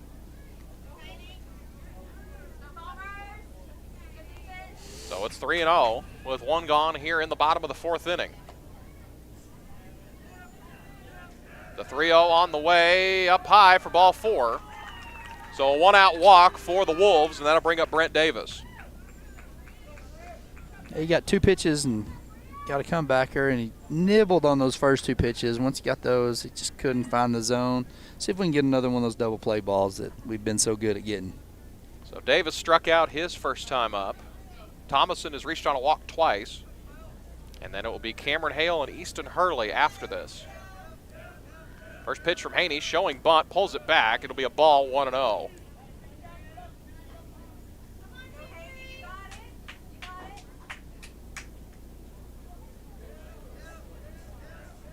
Brent Davis, the pitcher for Lake Hamilton. Here comes the 1-0 from Drew Haney. Showing bunt again. They pull it back. It's a strike, 1-1. I don't have a lot of stats on Davis batting. I don't know if he didn't bat a lot or what, but I don't have a whole lot on him in his batting this year, and so. Do what? I said I don't have a lot of stats on Davis batting this year. So it sounds like they normally DH him, but I want to say, and again, this might be incorrect, I don't think they have one of their normal hitters in their lineup, somewhere at the bottom of the lineup, so he's having to hit. So it's 2-1 now. They're sticking with the bunt with him. He squared the bunt right there. Let's take the out right here and get 2 outs and take our chances. And he's ready with the 2-1. And the pitch, he'll show bunt again. He'll pull it back, down low for a ball, 3-1. Have some viewers from Delta State University tuning in. Shout out to the Fighting Okra over there. Powerhouse baseball program and Oh, yeah. football as well. Back in the early 2000s, they were powerhouse baseball program. Yeah, oh, yeah. As this is outside for ball 4, so back-to-back walks for Drew Haney. And he'll bring up the top of the lineup. Good job right here by Ryder, going out and talking to his pitcher, kind of calming him down just a little bit, and Coach Crow's going to do the same thing. As we have number 14 for Lake Hamilton, very platinum blonde head of hair over there, is Carson Jackson, who will run over at first base as Greg's out of the dugout, talk everything over here. I don't think that we're going to have a change, but just try and calm everyone down. Yeah, just kind of reassess, kind of get some deep breaths here, and I can't tell who's in the bullpen. Somebody's down there throwing for Mountain Home. If I was guessing, probably Brantley. I'd say Brantley, or probably Brantley. Yeah, that's so the only other one that I know of that has pitched at a varsity game in conference. But again, once you get to the state tournament, it's all hands on deck. That's right. Take whoever you can get. Do a job. Do your job when you get called upon. Glad you're here with us on the Bomber Sports Network alongside my partner, the Doc, Brad Coleman. He's got some appointments at 2 o'clock he's got to get to, so we got to wrap this one up. So that's the other good thing. We're 45 minutes from home, so, if Mountain Home makes it to the next round, or, you can come watch softball night. You can get off work 4:30, 5 o'clock, right. still make it, Still for make the it early over part here. of the game. That's the big thing. If you're able to make it for the 5:30 game for our Lady Bombers as they'll play Texarkana, come do it. Yeah. Come here, get a bite to eat, one of the great eating establishments in Mountain Home, and then come over here. That's exactly right. Great season by our Lady Bombers. Yes, yes. Blake Hendricks done a great job with that group. And McKean throwing a bunch of strikes, doing a great job pitching. Here's the first pitch from Haney. Ground Nice pitch. ball foul, 0-1. That's a great pitch right there. You knew Lake Hamilton was going to be excited to try to jump on this ball, and he came in with a nice little curve or changeup or something low in the zone. Looks like he had him out on his front foot right here, and that's how you get a ground ball. So this is Hale, and then after this will be Easton Hurley, who made that great catch in left field in the last half inning. Haney checks the runner at second. The pitch, high fly ball in the left center field. Into short's left center. That's all right. As the ball is dropped, they will throw it It's into okay. third. They'll get the lead runner. Yeah, that's okay. That was kind of – Finley was going back after that ball. It's kind of hit off the cue balled off the end of the bat. It's kind of in no man's land. And once he got to that cut of the grass, which it switches from turf to natural grass in the outfield, he kind of tripped. He lost his footing just a little bit, but with the runners having to stay put, not knowing if he's going to catch it or not, Finley did a good job not panicking after he dropped it and getting that force out at third. Almost could have thrown to second and then thrown to third. Got a double play out of it, but good job getting the one out. Easton Hurley will come to the plate now. 1 and 2 today. He had a single in the first inning. Always hated playing on this turf to grass. It slopes off and it always drops back so water doesn't roll back up on the turf. And it's now that doesn't happen a whole lot at our place. Coach Cudworth does a great job with that outfield. First pitch, high fly ball into left center. Going over is Carter Atkins. He will make the catch, and the Bombers hold Lake Hamilton scoreless for a third straight half inning. Great job there by Drew Haney coming in and digging deep after throwing some walks and getting 2 good pitches to get 2 outs on 2 good hitters. So this half inning for Mountain Home, it will be 1, 2, 3 due up. Hannaford, Dunlap, and Jackson Corp. See if the top of the lineup can do some damage here. We're getting down to the nuts and bolts of this game. I mean, just keep clawing out runs. Yeah, I mean, that's what you do. I mean, we're right in this game. They've had 1 inning. We've held them. This is kind of the game we thought it would be right here. This kind of everybody kind of battling and doing this right here. And Mountain Home has clawed back. I like where we're at in the lineup, starting off with Hannaford. That's where, that's produced a run. I think Jet scored our only 2 runs has come from Jet. And so see if he can come out here and scratch up a quality at bat for us and find a way on base and see if we can run Davis out of this game. He's throwing well and settling in. He's at 63 pitches, so. Yeah. Once you get to the state tournament, you just throw pitch count out the window. Once you get that pitch limit, it's like I said, it's all hands on deck. Once you get to the semis, everyone's really throwing guys that probably haven't thrown just a whole lot in conference. Yeah, you see a lot of pitch count, and you worry about that. You know, in the college level, you can get up to the 90s and the 100s. In high school, it's usually that 60 to 80. You kind of start getting in there, but I mean, you've had time to warm your arm up. You've had time to get your arm conditioned, and I mean, these kids can go throw. Yeah. You know, it was pitch count kind of become an issue later in these current years. You know, back in the day, it was kind of go Back out there in and your throw. day. How'd your arm feel? Does it feel good? Yeah, go out there and throw. Takes Not some saying, ibuprofen not saying for it's good. right or wrong, but we were able Game's to do changed. it. My arm's still on my arm's still attached, so I guess it's okay. But We do have another viewer turning in. Cody Wilmath getting married later this month. He's tuned in. Yeah. North Central Arkansas. The future Cody Wilmath Gilbert is tuned in. This first pitch is to the right side, out of play. 0-1. Former junior high coach here, now lead assistant at North Little Rock. They had a good season. They They have a hosted good state. season. They believe they went to the second or the third round, something like that. And the 0-1 outside, 1-1. Lake Hamilton bench wanting that call. It was outside. It was close. 50-50 call went Mountain Home's way. So it's 1-1 now. It will be Dawson Dunlap on deck. There we go. High fly ball into left center field. This one may get down. It will. And Jet Hannaford is on for a third time today with a leadoff hit. That's what your senior does. State tournament has a big game. He's having a great day. Here we go. We saw this last time. Yeah. Bunted the first time with Dawson with Jet on first. Second time we ran the let him run it and got a base hit, and let's see what we do here. I'm saying bunt.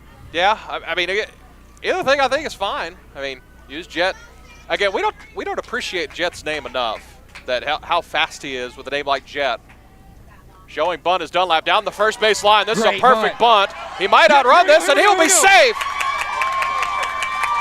So an error and a hit, and Mountain Home has runners on first and second with nobody out. What an amazing bunt. Dawson put that ball about a foot off the line, right down the brown, pushed that ball all the way. First baseman never came and got it. He couldn't because he had to stay at first. The pitcher had to do everything he could. He tried to pick it up with his glove and flip it. That's the do or die play by the pitcher. That right there is better offense, just better offensive execution. Excellent job by Dawson. So that's a good start to the inning here, and you'll see if Lake Hamilton makes a move here in the top of the fifth. I hadn't seen Cribb down there throwing, so it looks like Lake Hamilton's gonna go with.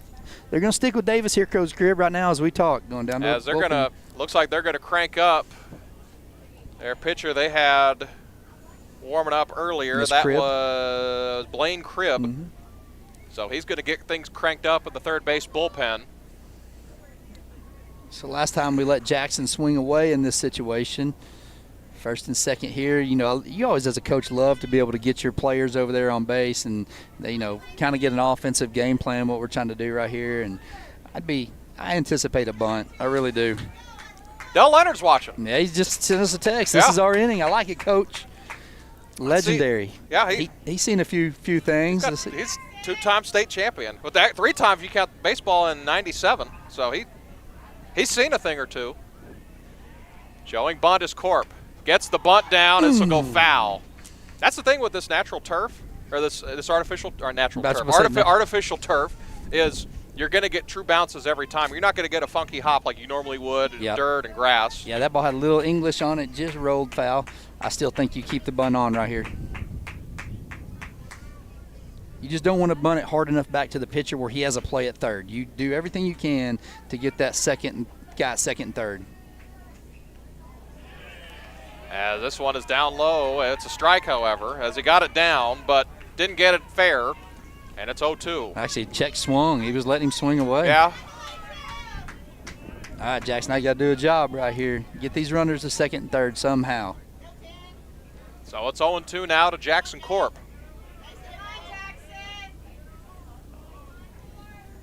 And here it comes. Breaking ball up high, 1-2. Davis tried to throw a little breaking ball, overthrew that pitch, kept it high. He looked at his catcher, said, my fault right there. He knew he overthrew it, and that's what you do. Adrenaline gets pumping. You try to make one pitch, and just. So it's 1-2 now to Corp. The pitch popped up. This will get out of play. Still 1-2. That was pitch number 71 for Davis. I think unless something crazy happens, he's going to go to his pitch count, I Yep. would say.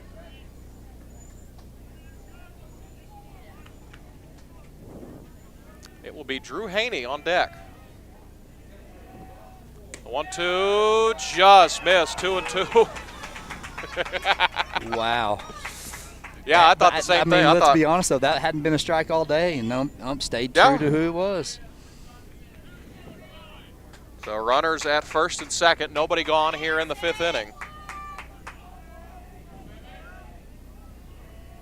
And the pitch from Davis. Foul tipped into the glove, strike 3.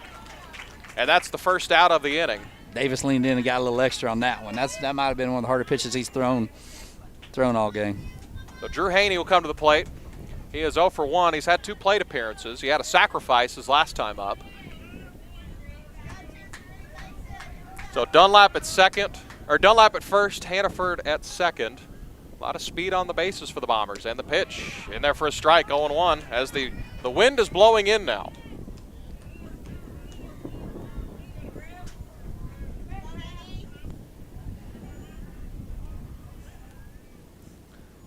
The 0-1 from Davis. Swung on and missed in the dirt, 0-2. Nice curveball, started at his knees, and that's why Davis is so effective right now. He's throwing a fastball about knee high and getting the call, and then he takes that curveball and starts it in the same spot, and it just drops down underneath their batters.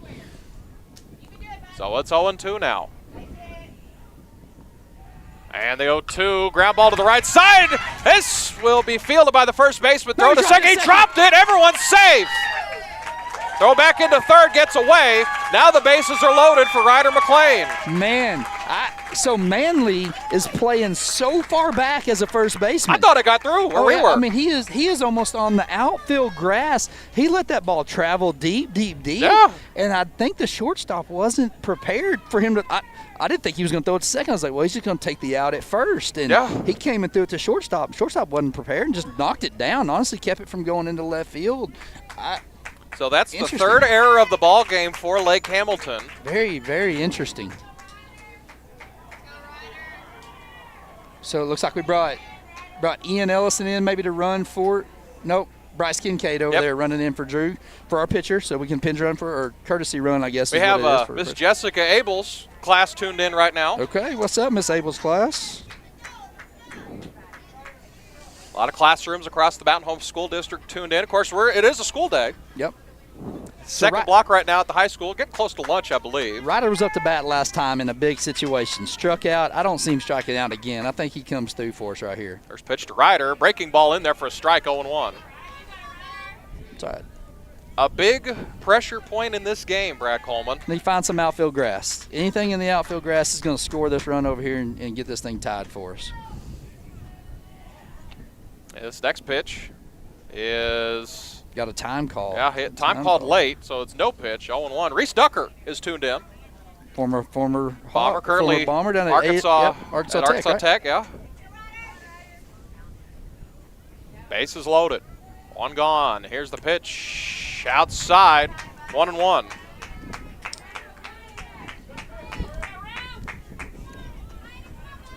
Three to 2 our score. Bombers trailing here in the top of the 5th. A big pressure point in this one. And the 1-1 bounced in there. Good job by Fountain to block that one. 2-1. That's one thing Davis has missed today. When he kind of gets in a big moment, he either overthrows that breaking ball or his fastball. He kind of pulls across his body. He pulled across his body right under the foot. Kind of almost got in the left-handed batter's box there, but Fountain did a great job blocking that ball. So 2-1 the count with the bases loaded. The pitch from Davis. Foul ball. Fouled away off of the shin of McLean. I know that hurt. Yeah, that hurts. Thankfully, he fouled it off himself. Otherwise, that was a double play. Yeah, probably so. So it's 2-2 now. AP US History. Coach Obert's class is tuned in now. They're fully prepped for the AP exam, but they're tuned in. I loved in this time of year. You get to sit in class and watch your classmates and yeah. cheer for them in the class. And This and March Madness, you don't get a whole lot done during that time That's of right. class. So But it's awesome for Bomber Sports to be able to broadcast these games so people in Mountain Home can one of watch. 4 schools doing this, by the way, out of the 16 here. So Davis will check the sign on his wristband. He's ready. The 2-2 swung on and missed, a strikeout. Great pitch So there's by two Davis. gone in the inning. Here comes Lincoln Cherry up. Big moment for the Bombers. Lincoln Cherry reached on a single his first time and flew out to center on a hard hit ball. Right now, Lincoln Cherry and Aiden Trable would be in Coach Obert's class on a normal day at this time.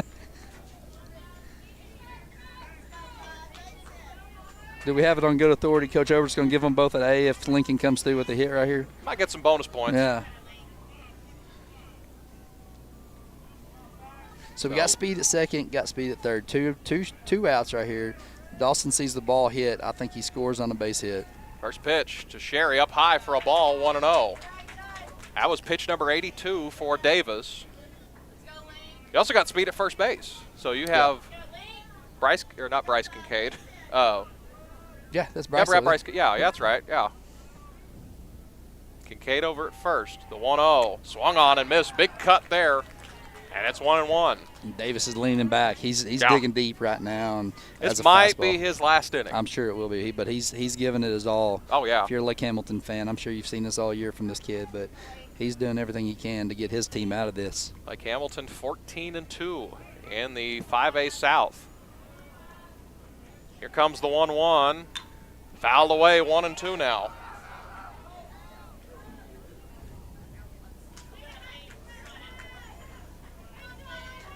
This will be pitch number 85. 3 straight fastballs here by Davis. In the back of your mind, you got to be looking fastball and let your hands react to that curve. If it comes down underneath you, just foul it away. Live to see another day. But you can't be thinking curve. His fastball is good enough to get it past you here. So always expect fastball just for the off speed. Kind of the universal hitting approach there. Davis will check the sign from his wristband. Bases loaded, 2 gone here in the 5th inning.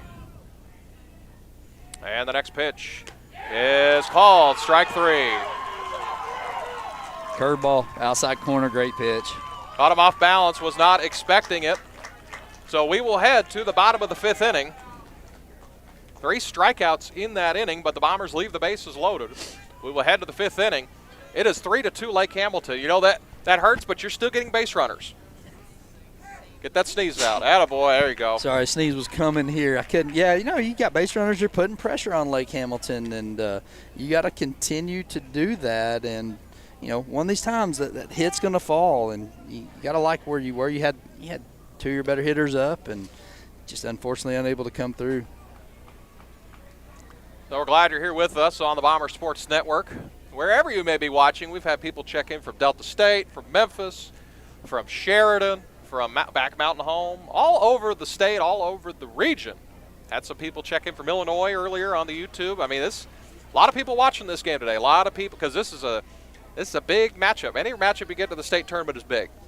Yeah, and Mountain Home coming out of the 5A West, and it was just kind of a beat each other up over there. You had teams that you thought were dominant, and they get swept and going on the road, and then this team goes here and gets swept, and you split. And for instance, you had this year Greenwood, who was sitting at, I believe, 8-0. Yeah, they were number crazy. 1 in the state. Yeah, they were they were top 3 in 5A, top 10 in the state, and then they come to Mountain Home and get swept. And they're not even here. I know. I said this when our conference season started.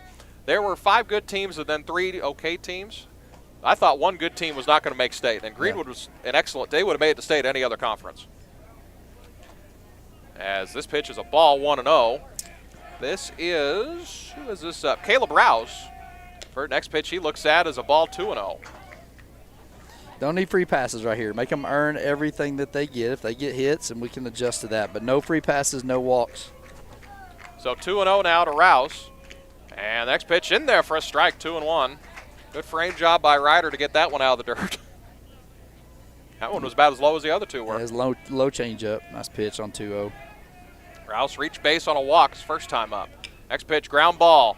Haney will pick it up, throw over to first, and that's the first out here in the 5th inning. And then Cohen Manley will come to the plate, him and his pencil bat. This tracks me. It's so cool. I mean, it is. Yeah. It is bright yellow. It's got the green little ring with 2 little yellow stripes Got on the it, and eraser. then the top probably 3 inches of it Yeah. is pink eraser, and it's. I guess he designed that. I can't tell what type of bat I've it is. seen that when they had the major league games back at the Little League World Series at that field. I saw they had bats like that. I remember seeing that one. I hadn't seen it in person, but it's Looks like a voodoo. It's what type of bat it is. It looks like it. I can't tell. It's pretty sweet though. so here's the 1-0. Good pitch. And next pitch is a strike, 1-1. I tell you, Cohen Manley, he's got an aura about him. He's got does, pencil man. bat. He's got the platinum blonde mullet going out there. Yellow Yeah. Bruce Bolt He's batting got gloves. workers' gloves on as Yeah, this man. next pitch is a ball 2-1. I mean, this Got good the vibe glasses. with this kid. I like his kid. I do.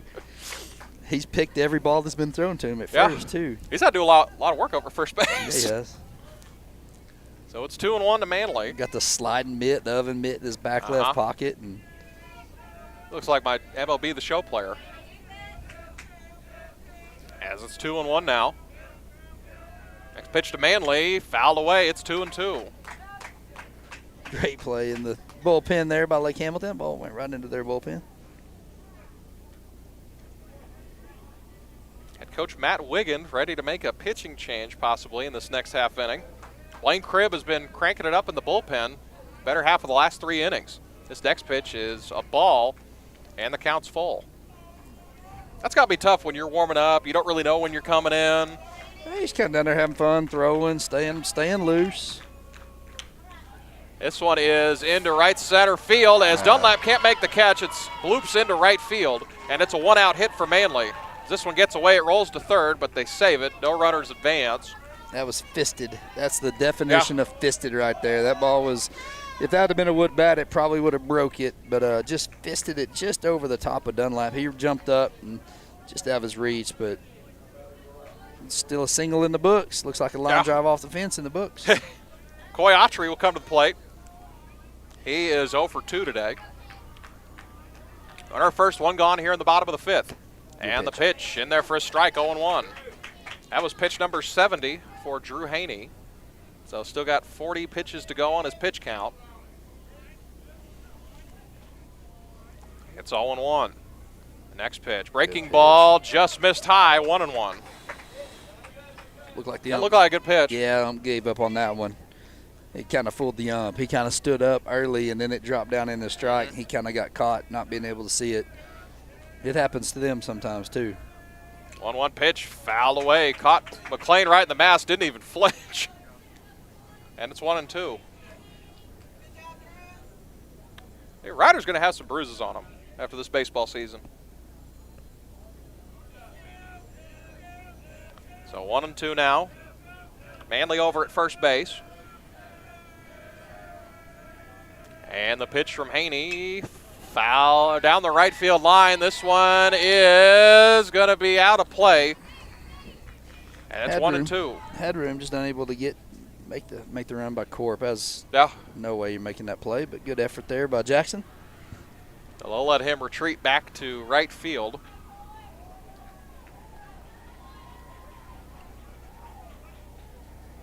It will be Pranter and Fountain due up in this inning. As it's 1-2 to Autry, a Wolf third baseman.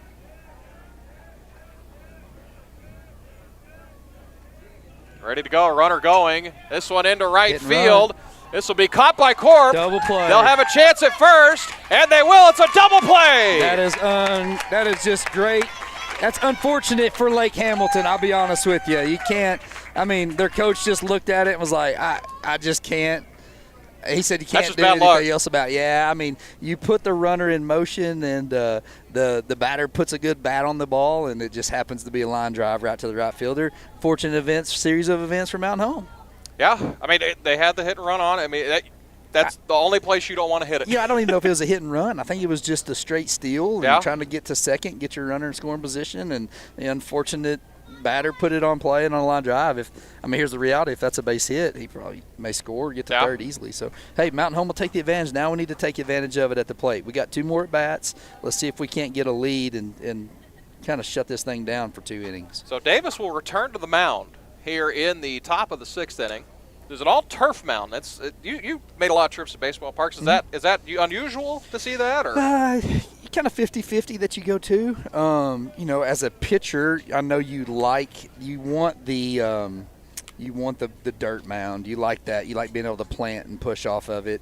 You know, the crazy thing is a lot of time with the rules, they won't let you wear metal cleats on this turf mound. I don't know what their rules are here. I know when we came here for 14U, they would not let us wear metal cleats on the field. Really, they didn't want you having it all on them. But as a, you know, that kind of plays with your footing a little bit. But this one's okay. I've been on it actually last year when our pitchers were pitching, and it's an okay mound. Whereas Mountain Home, I guess, is very unique. We have a turf infield, but a dirt mound. Dirt mound, yeah. People like it. Yeah. Everybody I've talked to when they come there, they love the fact that we kept the dirt mound.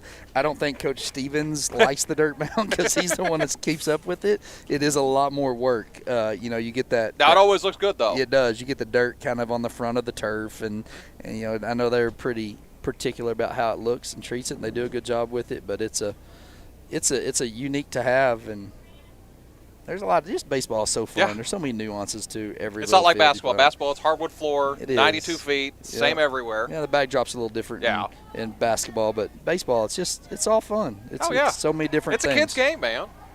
So Corwin Morris will come to the plate as he'll look at a ball 1-0. It'll be Corwin Morris, Finley Chafin, and Carter Atkins in this half inning, and that'll be the top of the lineup for Mountain Home here in the Class 5A state tournament, round number 1.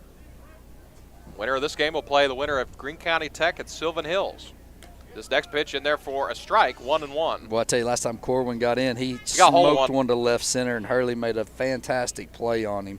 We'll see if Corwin can put another bat on the ball and get one down this time. Here's the 1-1. Swung on and missed in the breaking ball, 1-2. That was a nasty pitch right there. Yeah. That was a curve. It started at Corwin's knees and dropped right at his back foot.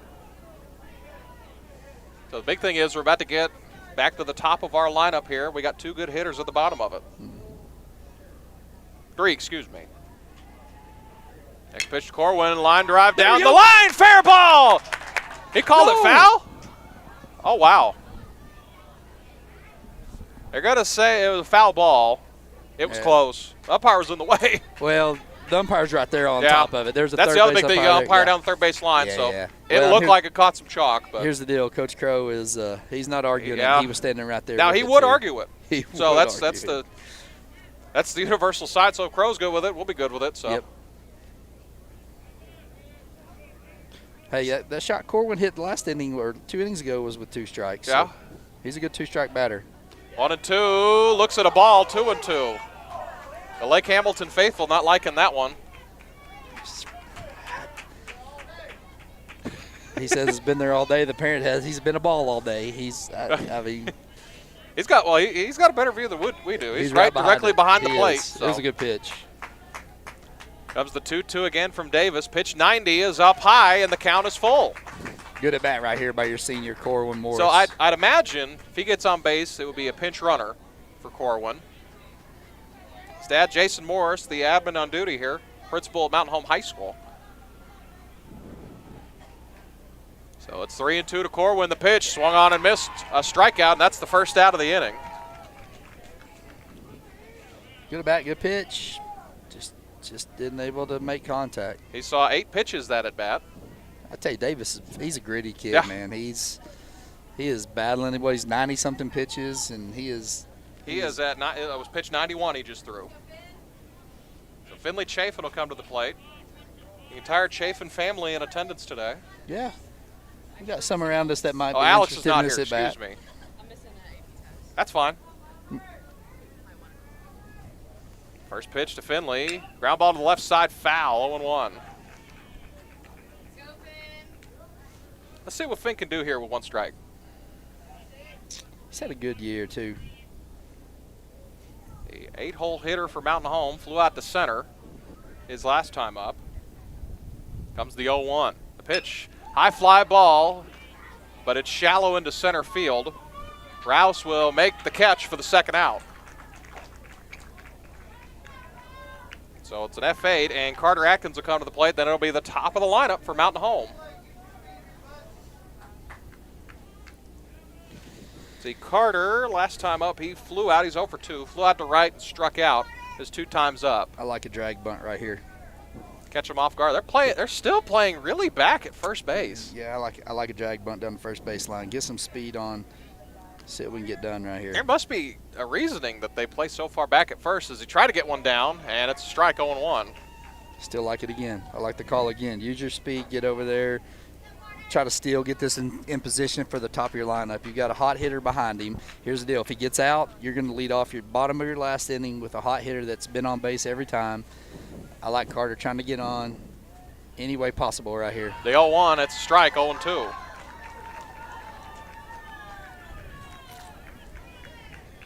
Let's see what Carter can do on an 0-2 count.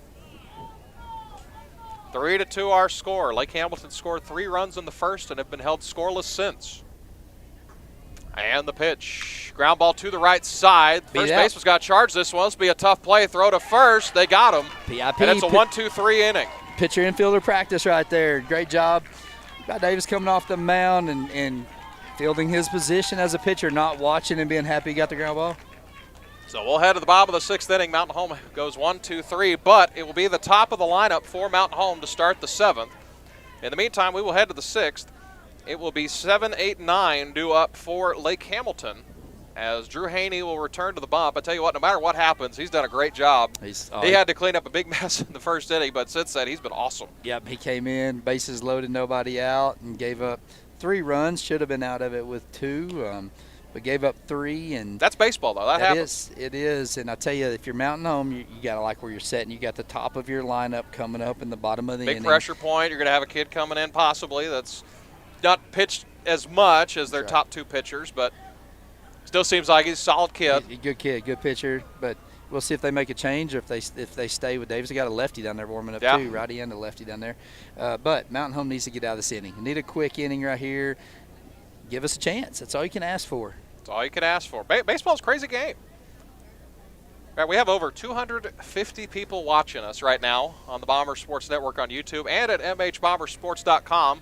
Download the Mountain Home Athletics app if you haven't already on iOS or Google Play devices. Yeah, that's an awesome app, dude. Yeah. That app is we sweet. rolled that out start of spring. What do you think of it? It's phenomenal. It gives you notifications. You can keep up with whatever teams are doing and tells you when games are live and when they're broadcast through Bomber Sports. And I think it's going to be a big part of the fall sports season too. First pitch from Haney to Pranter is a ball 1-0. That was pitch 76 for Haney. Still got a lot of wiggle room there. The next pitch, ground ball to the left side. This will go foul, 1-1.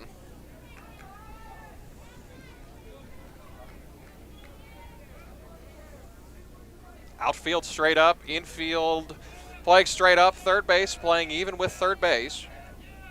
Here's the 1-1. High fly ball down the left field line. This one will hook foul.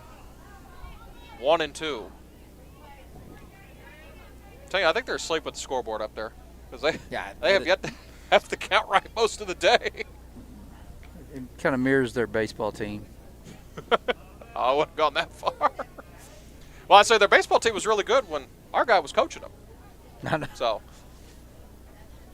now he's on the good side. So it is 1-2. Haney's ready. The pitch inside, 2-2.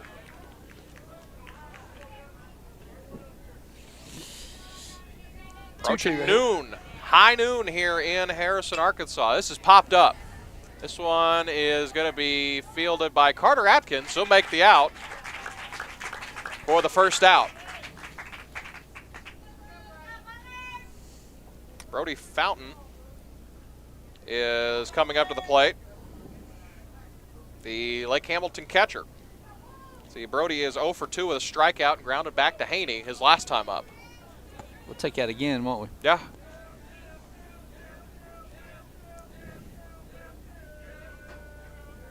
First pitch is down low for a ball, 1-0. It will be the top of the lineup due for Mountain Home in the top of the 7th. It will be Hannaford, Dunlap, and Corp, and then Haney if we get that far. And the pitch is in there for a strike, 1-1. Nice fastball in that outer half right there. Starting with the curveball in, came back with the fastball outside. See if we can drop a curveball again. Get him leaning out in front of one here. A 1-1. This will go to the backstop. It's a ball, 2-1.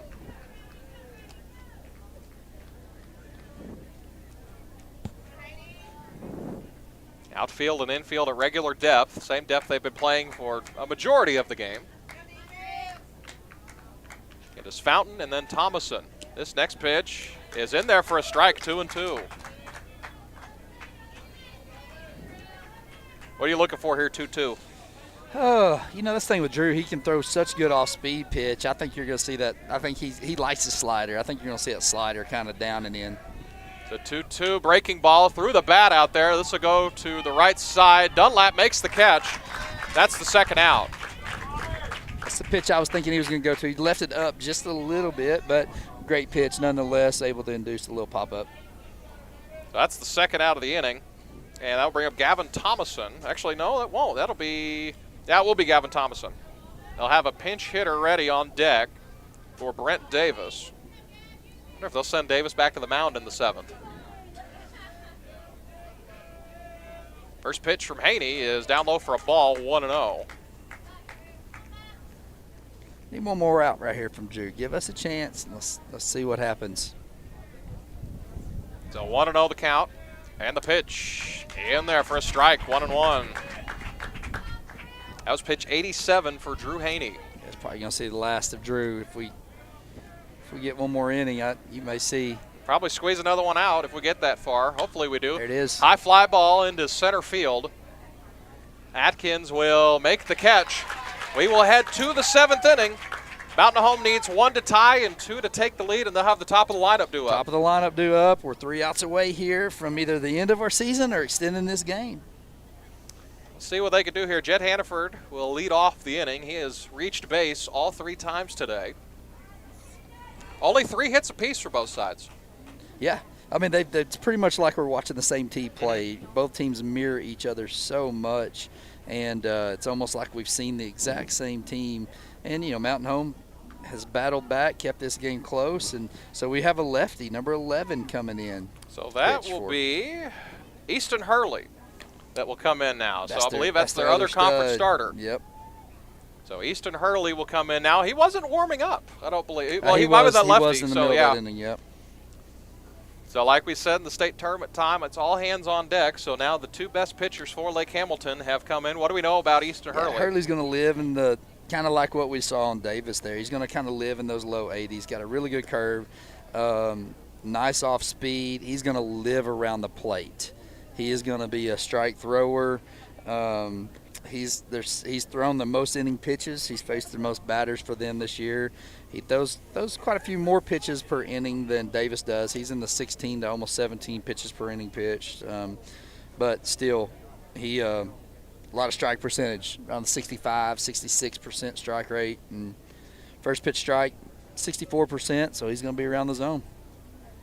So it will be Jed Hannaford, Dawson Dunlap, and Jackson Corp. You couldn't ask for a better situation for Mountain Home to lead off the inning. No, you know, that's what's kind of given Mountain Home all of their runs. They did it in the top of the first and the top of the third, and it all started with Jet getting on base, and let's see if he can do that. You know, Jet's been on base all 3 times today. He's been to the plate. Yep.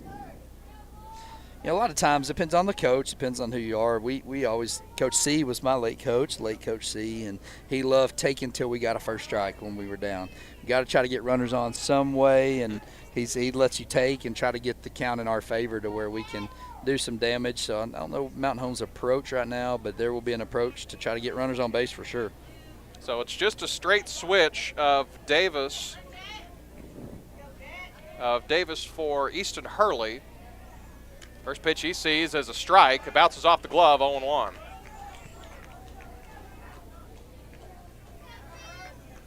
Inauspicious start. He kind of crossed up there.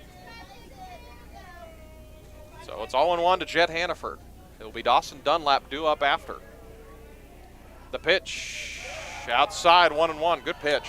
Yeah, good pitch. They kind of benefit of the call right there. We missed the first one as the catcher missed it. Right there, we got the benefit of one. You know, here's the deal. He's going to Ks per walks right here. This guy's got 5 Ks per walk, so he's even better than Davis. Ground ball. This will Here go we go. back up the middle. Diving. Fielded by the shortstop. They won't make a play, and Hannaford's on for a 4th time today. Great effort there by Lake Hamilton shortstop to knock that ball down, but Jet being Jet, he had no chance in getting it. Here we go. We got to see a bunt, right? Going to see a bunt again Got for to. sure. So that's the 4th time he's been on. That's a hit. So it's 2 hits and 2 walks he's been on base. So Dawson Dunlap reached on a single and an error his last 2 times up. Are you thinking The bunt single here? was a bunt down the Yeah. first baseline. Oh, 100% you're bunting. 100%. Showing bunt. He gets the bunt down. This is a good-looking bunt. The throw over to first is low. It's past first base. Hannaford will advance to third. Hit safely. It goes to the wall. Jet Hannaford is going to come in and tie the ball game. Here we go, Decon. We talked about putting pressure on the other team. Dawson Dunlap, 3 times in a row, doing a job, getting a bunt down. Now we got a meeting out here. What are we trying to call? So what are they going to say here? They're going to try to say interference, but the throw was up the line. They're going to say Dunlap is out. Are they going to put a runner back? If they have to put a runner back on base, Crow's going to explode. There should be no the ball. What are they calling him out for? They're going to say he was inside the baseline. So they're going to call if they say he was inside the baseline, Dunlap's going to be out, and they're going to send Jet back to the bases. They have to send Jet back.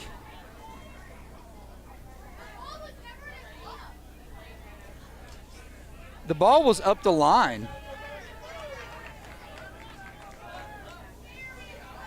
So Greg is not happy. No, Greg he's might get asking. tossed. He's asking for the home plate ump to have the call right here. That's his call. This it's is a not big the play guy at this first year. base. This is a season-deciding call. So we're going to see. Greg's not happy. They're going to have to send Jet back. So we have. Yeah, Greg's not happy. I don't blame him. I mean, this comes down to the season here. So are they sending? They're going to have a meeting on the mound here. I tell you what, the umpire, they must know they must have kind of messed up because they let Greg let him have it. Yeah. They let him stay in the game. Well, and his argument is, why should I not be mad? Now, here, if I'm Lake Hamilton, So- I'm arguing that they should put the runner back on base, but it doesn't look like they're going to do that. So right now, Mountain Home has tied this game. So if they say he was inside the baseline, then if the ball never hit him, which it didn't, it's still a live ball, so the run should still score, but the Bombers will not have a runner on. So I believe it should stay 3-3, if I remember correctly. This is deep in the This caverns is. of the rule book. If the ball had hit, we got lucky. It sounds So we like. got the run, If yeah. the ball had hit Dunlap, Jet would have gone back to the bases. I don't know if it would have hit him. It would have been a dead ball, I believe, if he was inside the baseline. But Yeah. the game is tied. So the Bombers do not have a runner in scoring position, but they have tied this ball game here in the 7th inning. But we were going to have man on second with nobody out. Yeah. Chance to take the lead. So Dunlap. I guess they're saying that Dunlap, when he went to second, pushed off the first baseman. I think that's Okay. what the call is at that point in time. So if that's the case, then yeah, the run scores. So yeah, we're good either way. We've already thrown a pitch. We There's can't a- go back now. Nope. So it is 3-3 now. Next pitch to Corp outside, but he swung at it 0-2.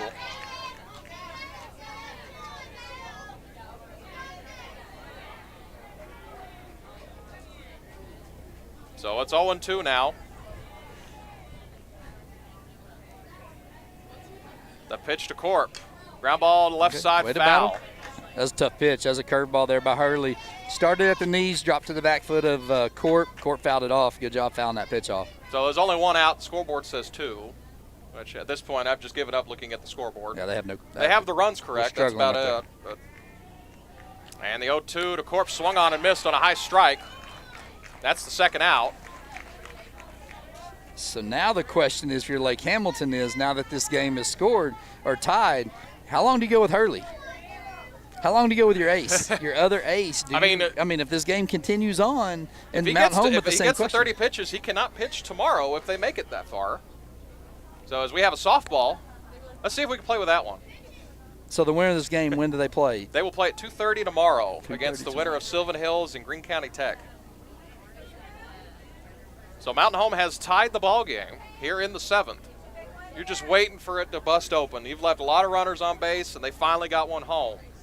First pitch is a strike, 0-1. Hurley's pounding strikes now. So now the question arises, who goes back to the mound for us? Did you say Drew? I think you asked Drew how he's feeling. He's already burnt. You can't throw him again, so you Can't go you tomorrow. gotta go with him.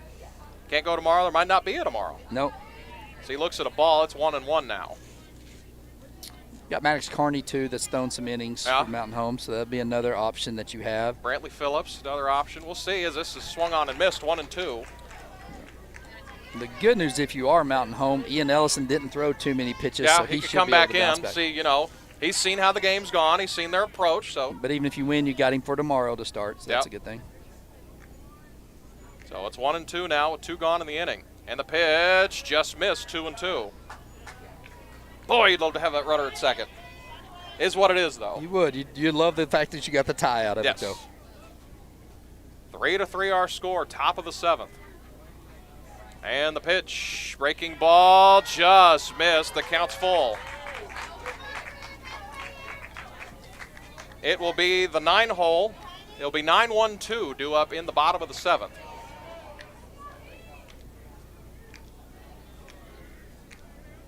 Here it comes, the 3-2 ground ball to the left side. It will be Gregory making the play, throw to first. Stretching out for the throw is Manley. He makes the play, but Mountain Home has tied the game. Big time inning there. Big time inning, way to get a run. Just putting pressure on the other team. It's funny when you put pressure on, especially at the high school level, how Crazy stuff happens. yeah, things tighten up. Let's put it that way, and things start tightening up, and throws don't go where they're supposed to, and you throw it away. And So it is 3-3 as we will head to the bottom of the 7th inning. A game that Lake Hamilton has not scored in since the first inning. so another change. Mountain Home re-entering Nate Henderson back in At first base, to Drew first Haney base will for- return to the mound. He is 88 pitches.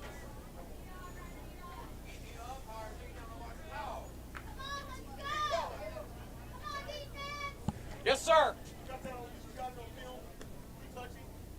I have to look.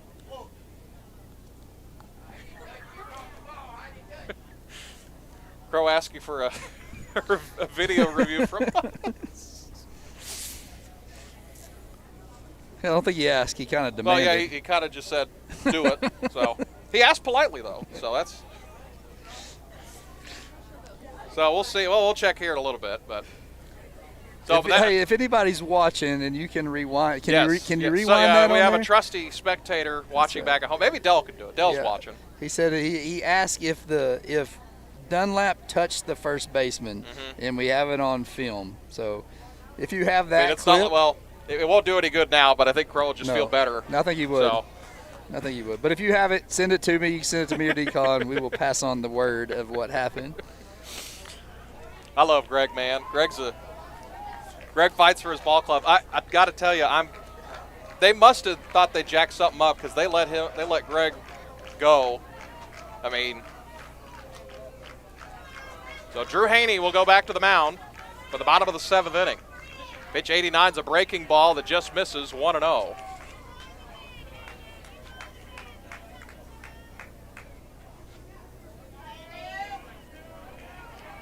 This will be pitch number 90 for Drew Haney.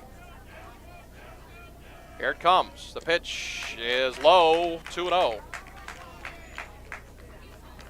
That pitch has been a ball all day. I can't. I mean, it was close. You want that call if you're on our side, but you also want to stay consistent, and it's been consistent. Here's the There it 2-0. That's a strike, 2-1. So yeah, Lake Hamilton has got people in the bullpen, active in the bullpen right now. That's another strike, 2-2. Tell you what, Haney's been a dog no matter what happens he's today. phenomenal. Came in the first inning and has just been a absolute warrior on the mound for the Bombers. Comes Yep. the 2-2. Just missed. It's 3-2 now.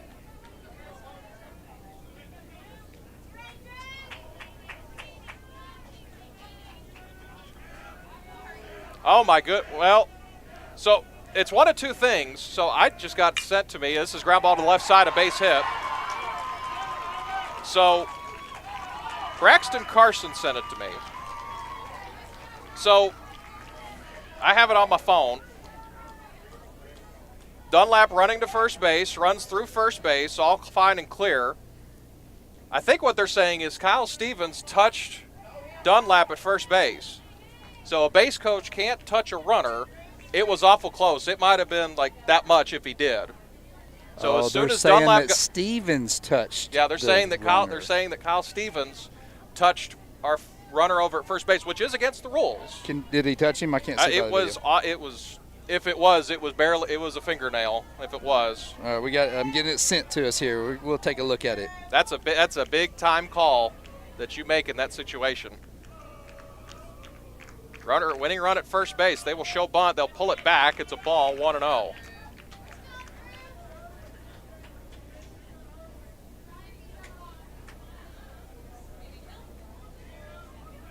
No. So they're saying, once it got away, they're saying Stevens touched him at first. But that's why Crow was yelling at Stevens. That makes sense now. Yeah, there was no interference Yeah. in that call. I mean, that's big. That's a big call that they missed, as they're going to check it first. It's 2-0. Mountain Home's got to put that past them, though. It's behind them. They got to put it past them. It's over. Can't change it now. Nope, can't change anything now. Here we go. We got to get this out, keep this runner off second base, and get out of this inning. Mountain Home 'Cause looking this- for the upset here. The 4 seed out of the West trying to beat the 1 seed from the South. The 2-0. Here it comes. They're showing bunt again. He'll pull it back. That's a strike. 2-1.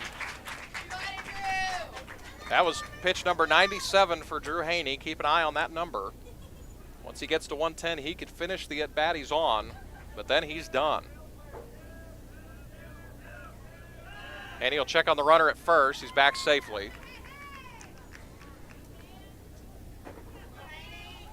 Got to make the routine plays. We saw what a bunt can do to tie the game up, right? We just need to Yeah. make sure that we make the routine plays, Send this get to the extras. outs. So 2-1 the count now. Pulls back the bunt. It's 3-1. Ball was low. Got to take the out. If they're willing to give you an out, you got to take the out. Yep. So 3-1. You think they still continue to try to bunt? Yeah. Oh, yeah. Yeah. They're still bunting 100%. That's So the winning run out there. They got to get him in scoring position. So 3-1 now. He'll show bunt again. He'll get it down along the first base line. It's a good bunt. They'll throw over to first. He is out. Or is he safe? How's he safe? He is out by a step. They're saying that Nate Henderson pulled off the bag. Oh, that wasn't even close.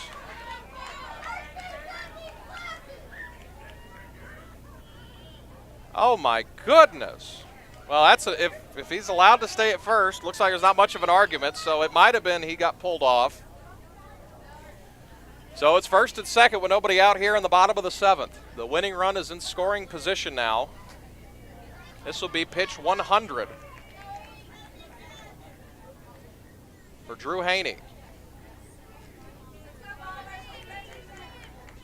A lot of calls down the stretch here. By the same guy. Yeah. Yeah, there was no touching. Going back to it, they're saying that the first base coach touched it. There's no touching at all on any of that. Yeah. I mean, they just flat blew that. I mean, that was. You try to be on their side. You know, it's a tough part, but I mean, that's a season right there. Yeah, but on the flip side, great point that was just made. But it's straight up to the right side. This will get to the screen. But on the huge point of that, if that is the call that they call, and we need to focus on what's going on right now. But if that's the call that was called, the play should have been immediately blown dead. Yeah. Jet should have never been able to come home. So they screwed it up Both for ways, us a lot. Yeah, they in our screwed up for favor and them their and favor. yeah. So. But here we go. Back here, big moment right here for your Bombers. First and second. We are. I mean, look at our alignment. We are knowing there's a bunt. Yeah. Lincoln is about 30 feet from home. Big gap along the right side of the infield. As Haney will step off. This will be pitch 101 coming up here.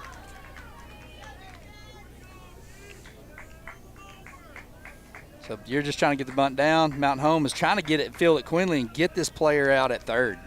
Here's the pitch. Ground ball to the left side. They won't be able to make the play. They're going to hold the runner at third. Now the bases are loaded. I tell you what, that was almost bad because Finley threw his glove. If he made contact, that's two bases and game over. Yep. Yeah, so they did the old slash bunt with Hurley right Yeah. here. They fake bunted, they pulled it back and slashed it. Good job there by Jet getting to the ball and getting in quickly. Now, again, I will say, no matter what happens, both of these teams have played great today. Awesome game. Phenomenal Don't game. want to take anything away from Mountain either Home's side. infield's in, their outfield's in. Got to go do or die play at the plate right here. This will be pitch 102 for Drew Haney. The base is loaded, infield in, outfield in. This pitch is low for a ball, 1-0. Need a strikeout, big time.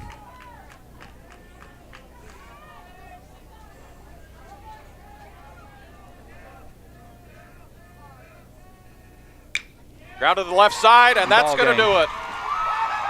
So Lake Hamilton gets the walk-off winner in the bottom of the 7th inning, and Mountain Home's season is over.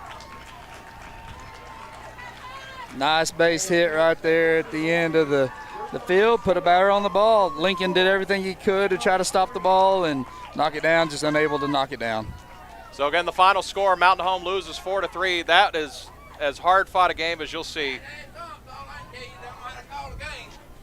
So that's going to do it from Harrison. So Mountain Home season is over. They will finish in the first round of the Class 5A state tournament. Man, what a season, though. What a season, great they season. were looking like a deer in the headlights, dead to rights with 6 games left of the season, and they Yep. responded and fought to the very last at bat. Yeah, fought it down to the end and, fought back to even get here. And once they got here, they played the number 1 team out of the South, someone who's expected to do well and go long in this tournament. Gave them all they wanted there. And, great season by Mountain Home and fought hard and young still. Yeah. Returning. They'll have everyone back, so Yeah. they'll lose Corwin Morris. They'll lose Jackson DeMent. They will lose Brady Lance. They will lose Maddox Carney. Mm-hmm. They will lose Jed Hannaford. Yep. You lose those 5 seniors who have made a big mark Yep. on this Mountain Home Ball Club. Yep.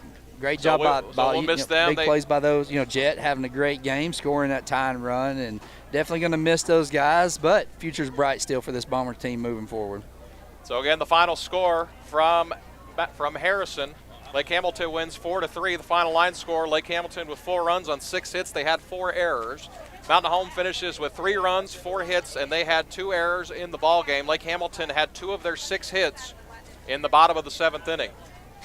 So that's going to do it for our coverage here. Any final thoughts, Brad? No, just a great year by the Bombers and another team in state tournament. And, Bomber Athletics, future's bright for Mountain Home. So that will do it for our coverage from Mountain Home. Again, join us at 5:30 as the Mountain Home Lady Bomber softball team will take on Texarkana. Blake Henderson, the squad, their first pitch will take place at 5:30. It will not start early. There is the chance it goes a little late because of how state tournaments go. But on behalf of the Mountain Home School District, I am Dylan Conley, alongside my partner Brad Coleman. Brad, appreciate all you've done for Bomber Athletics this year, and Bomber football's right around the corner. Right around the corner. Looking forward to it. So you'll catch him in the booth for Bomber football. But again, final score, Lake Hamilton wins 4-3 on a walk-off hit in the 7th inning.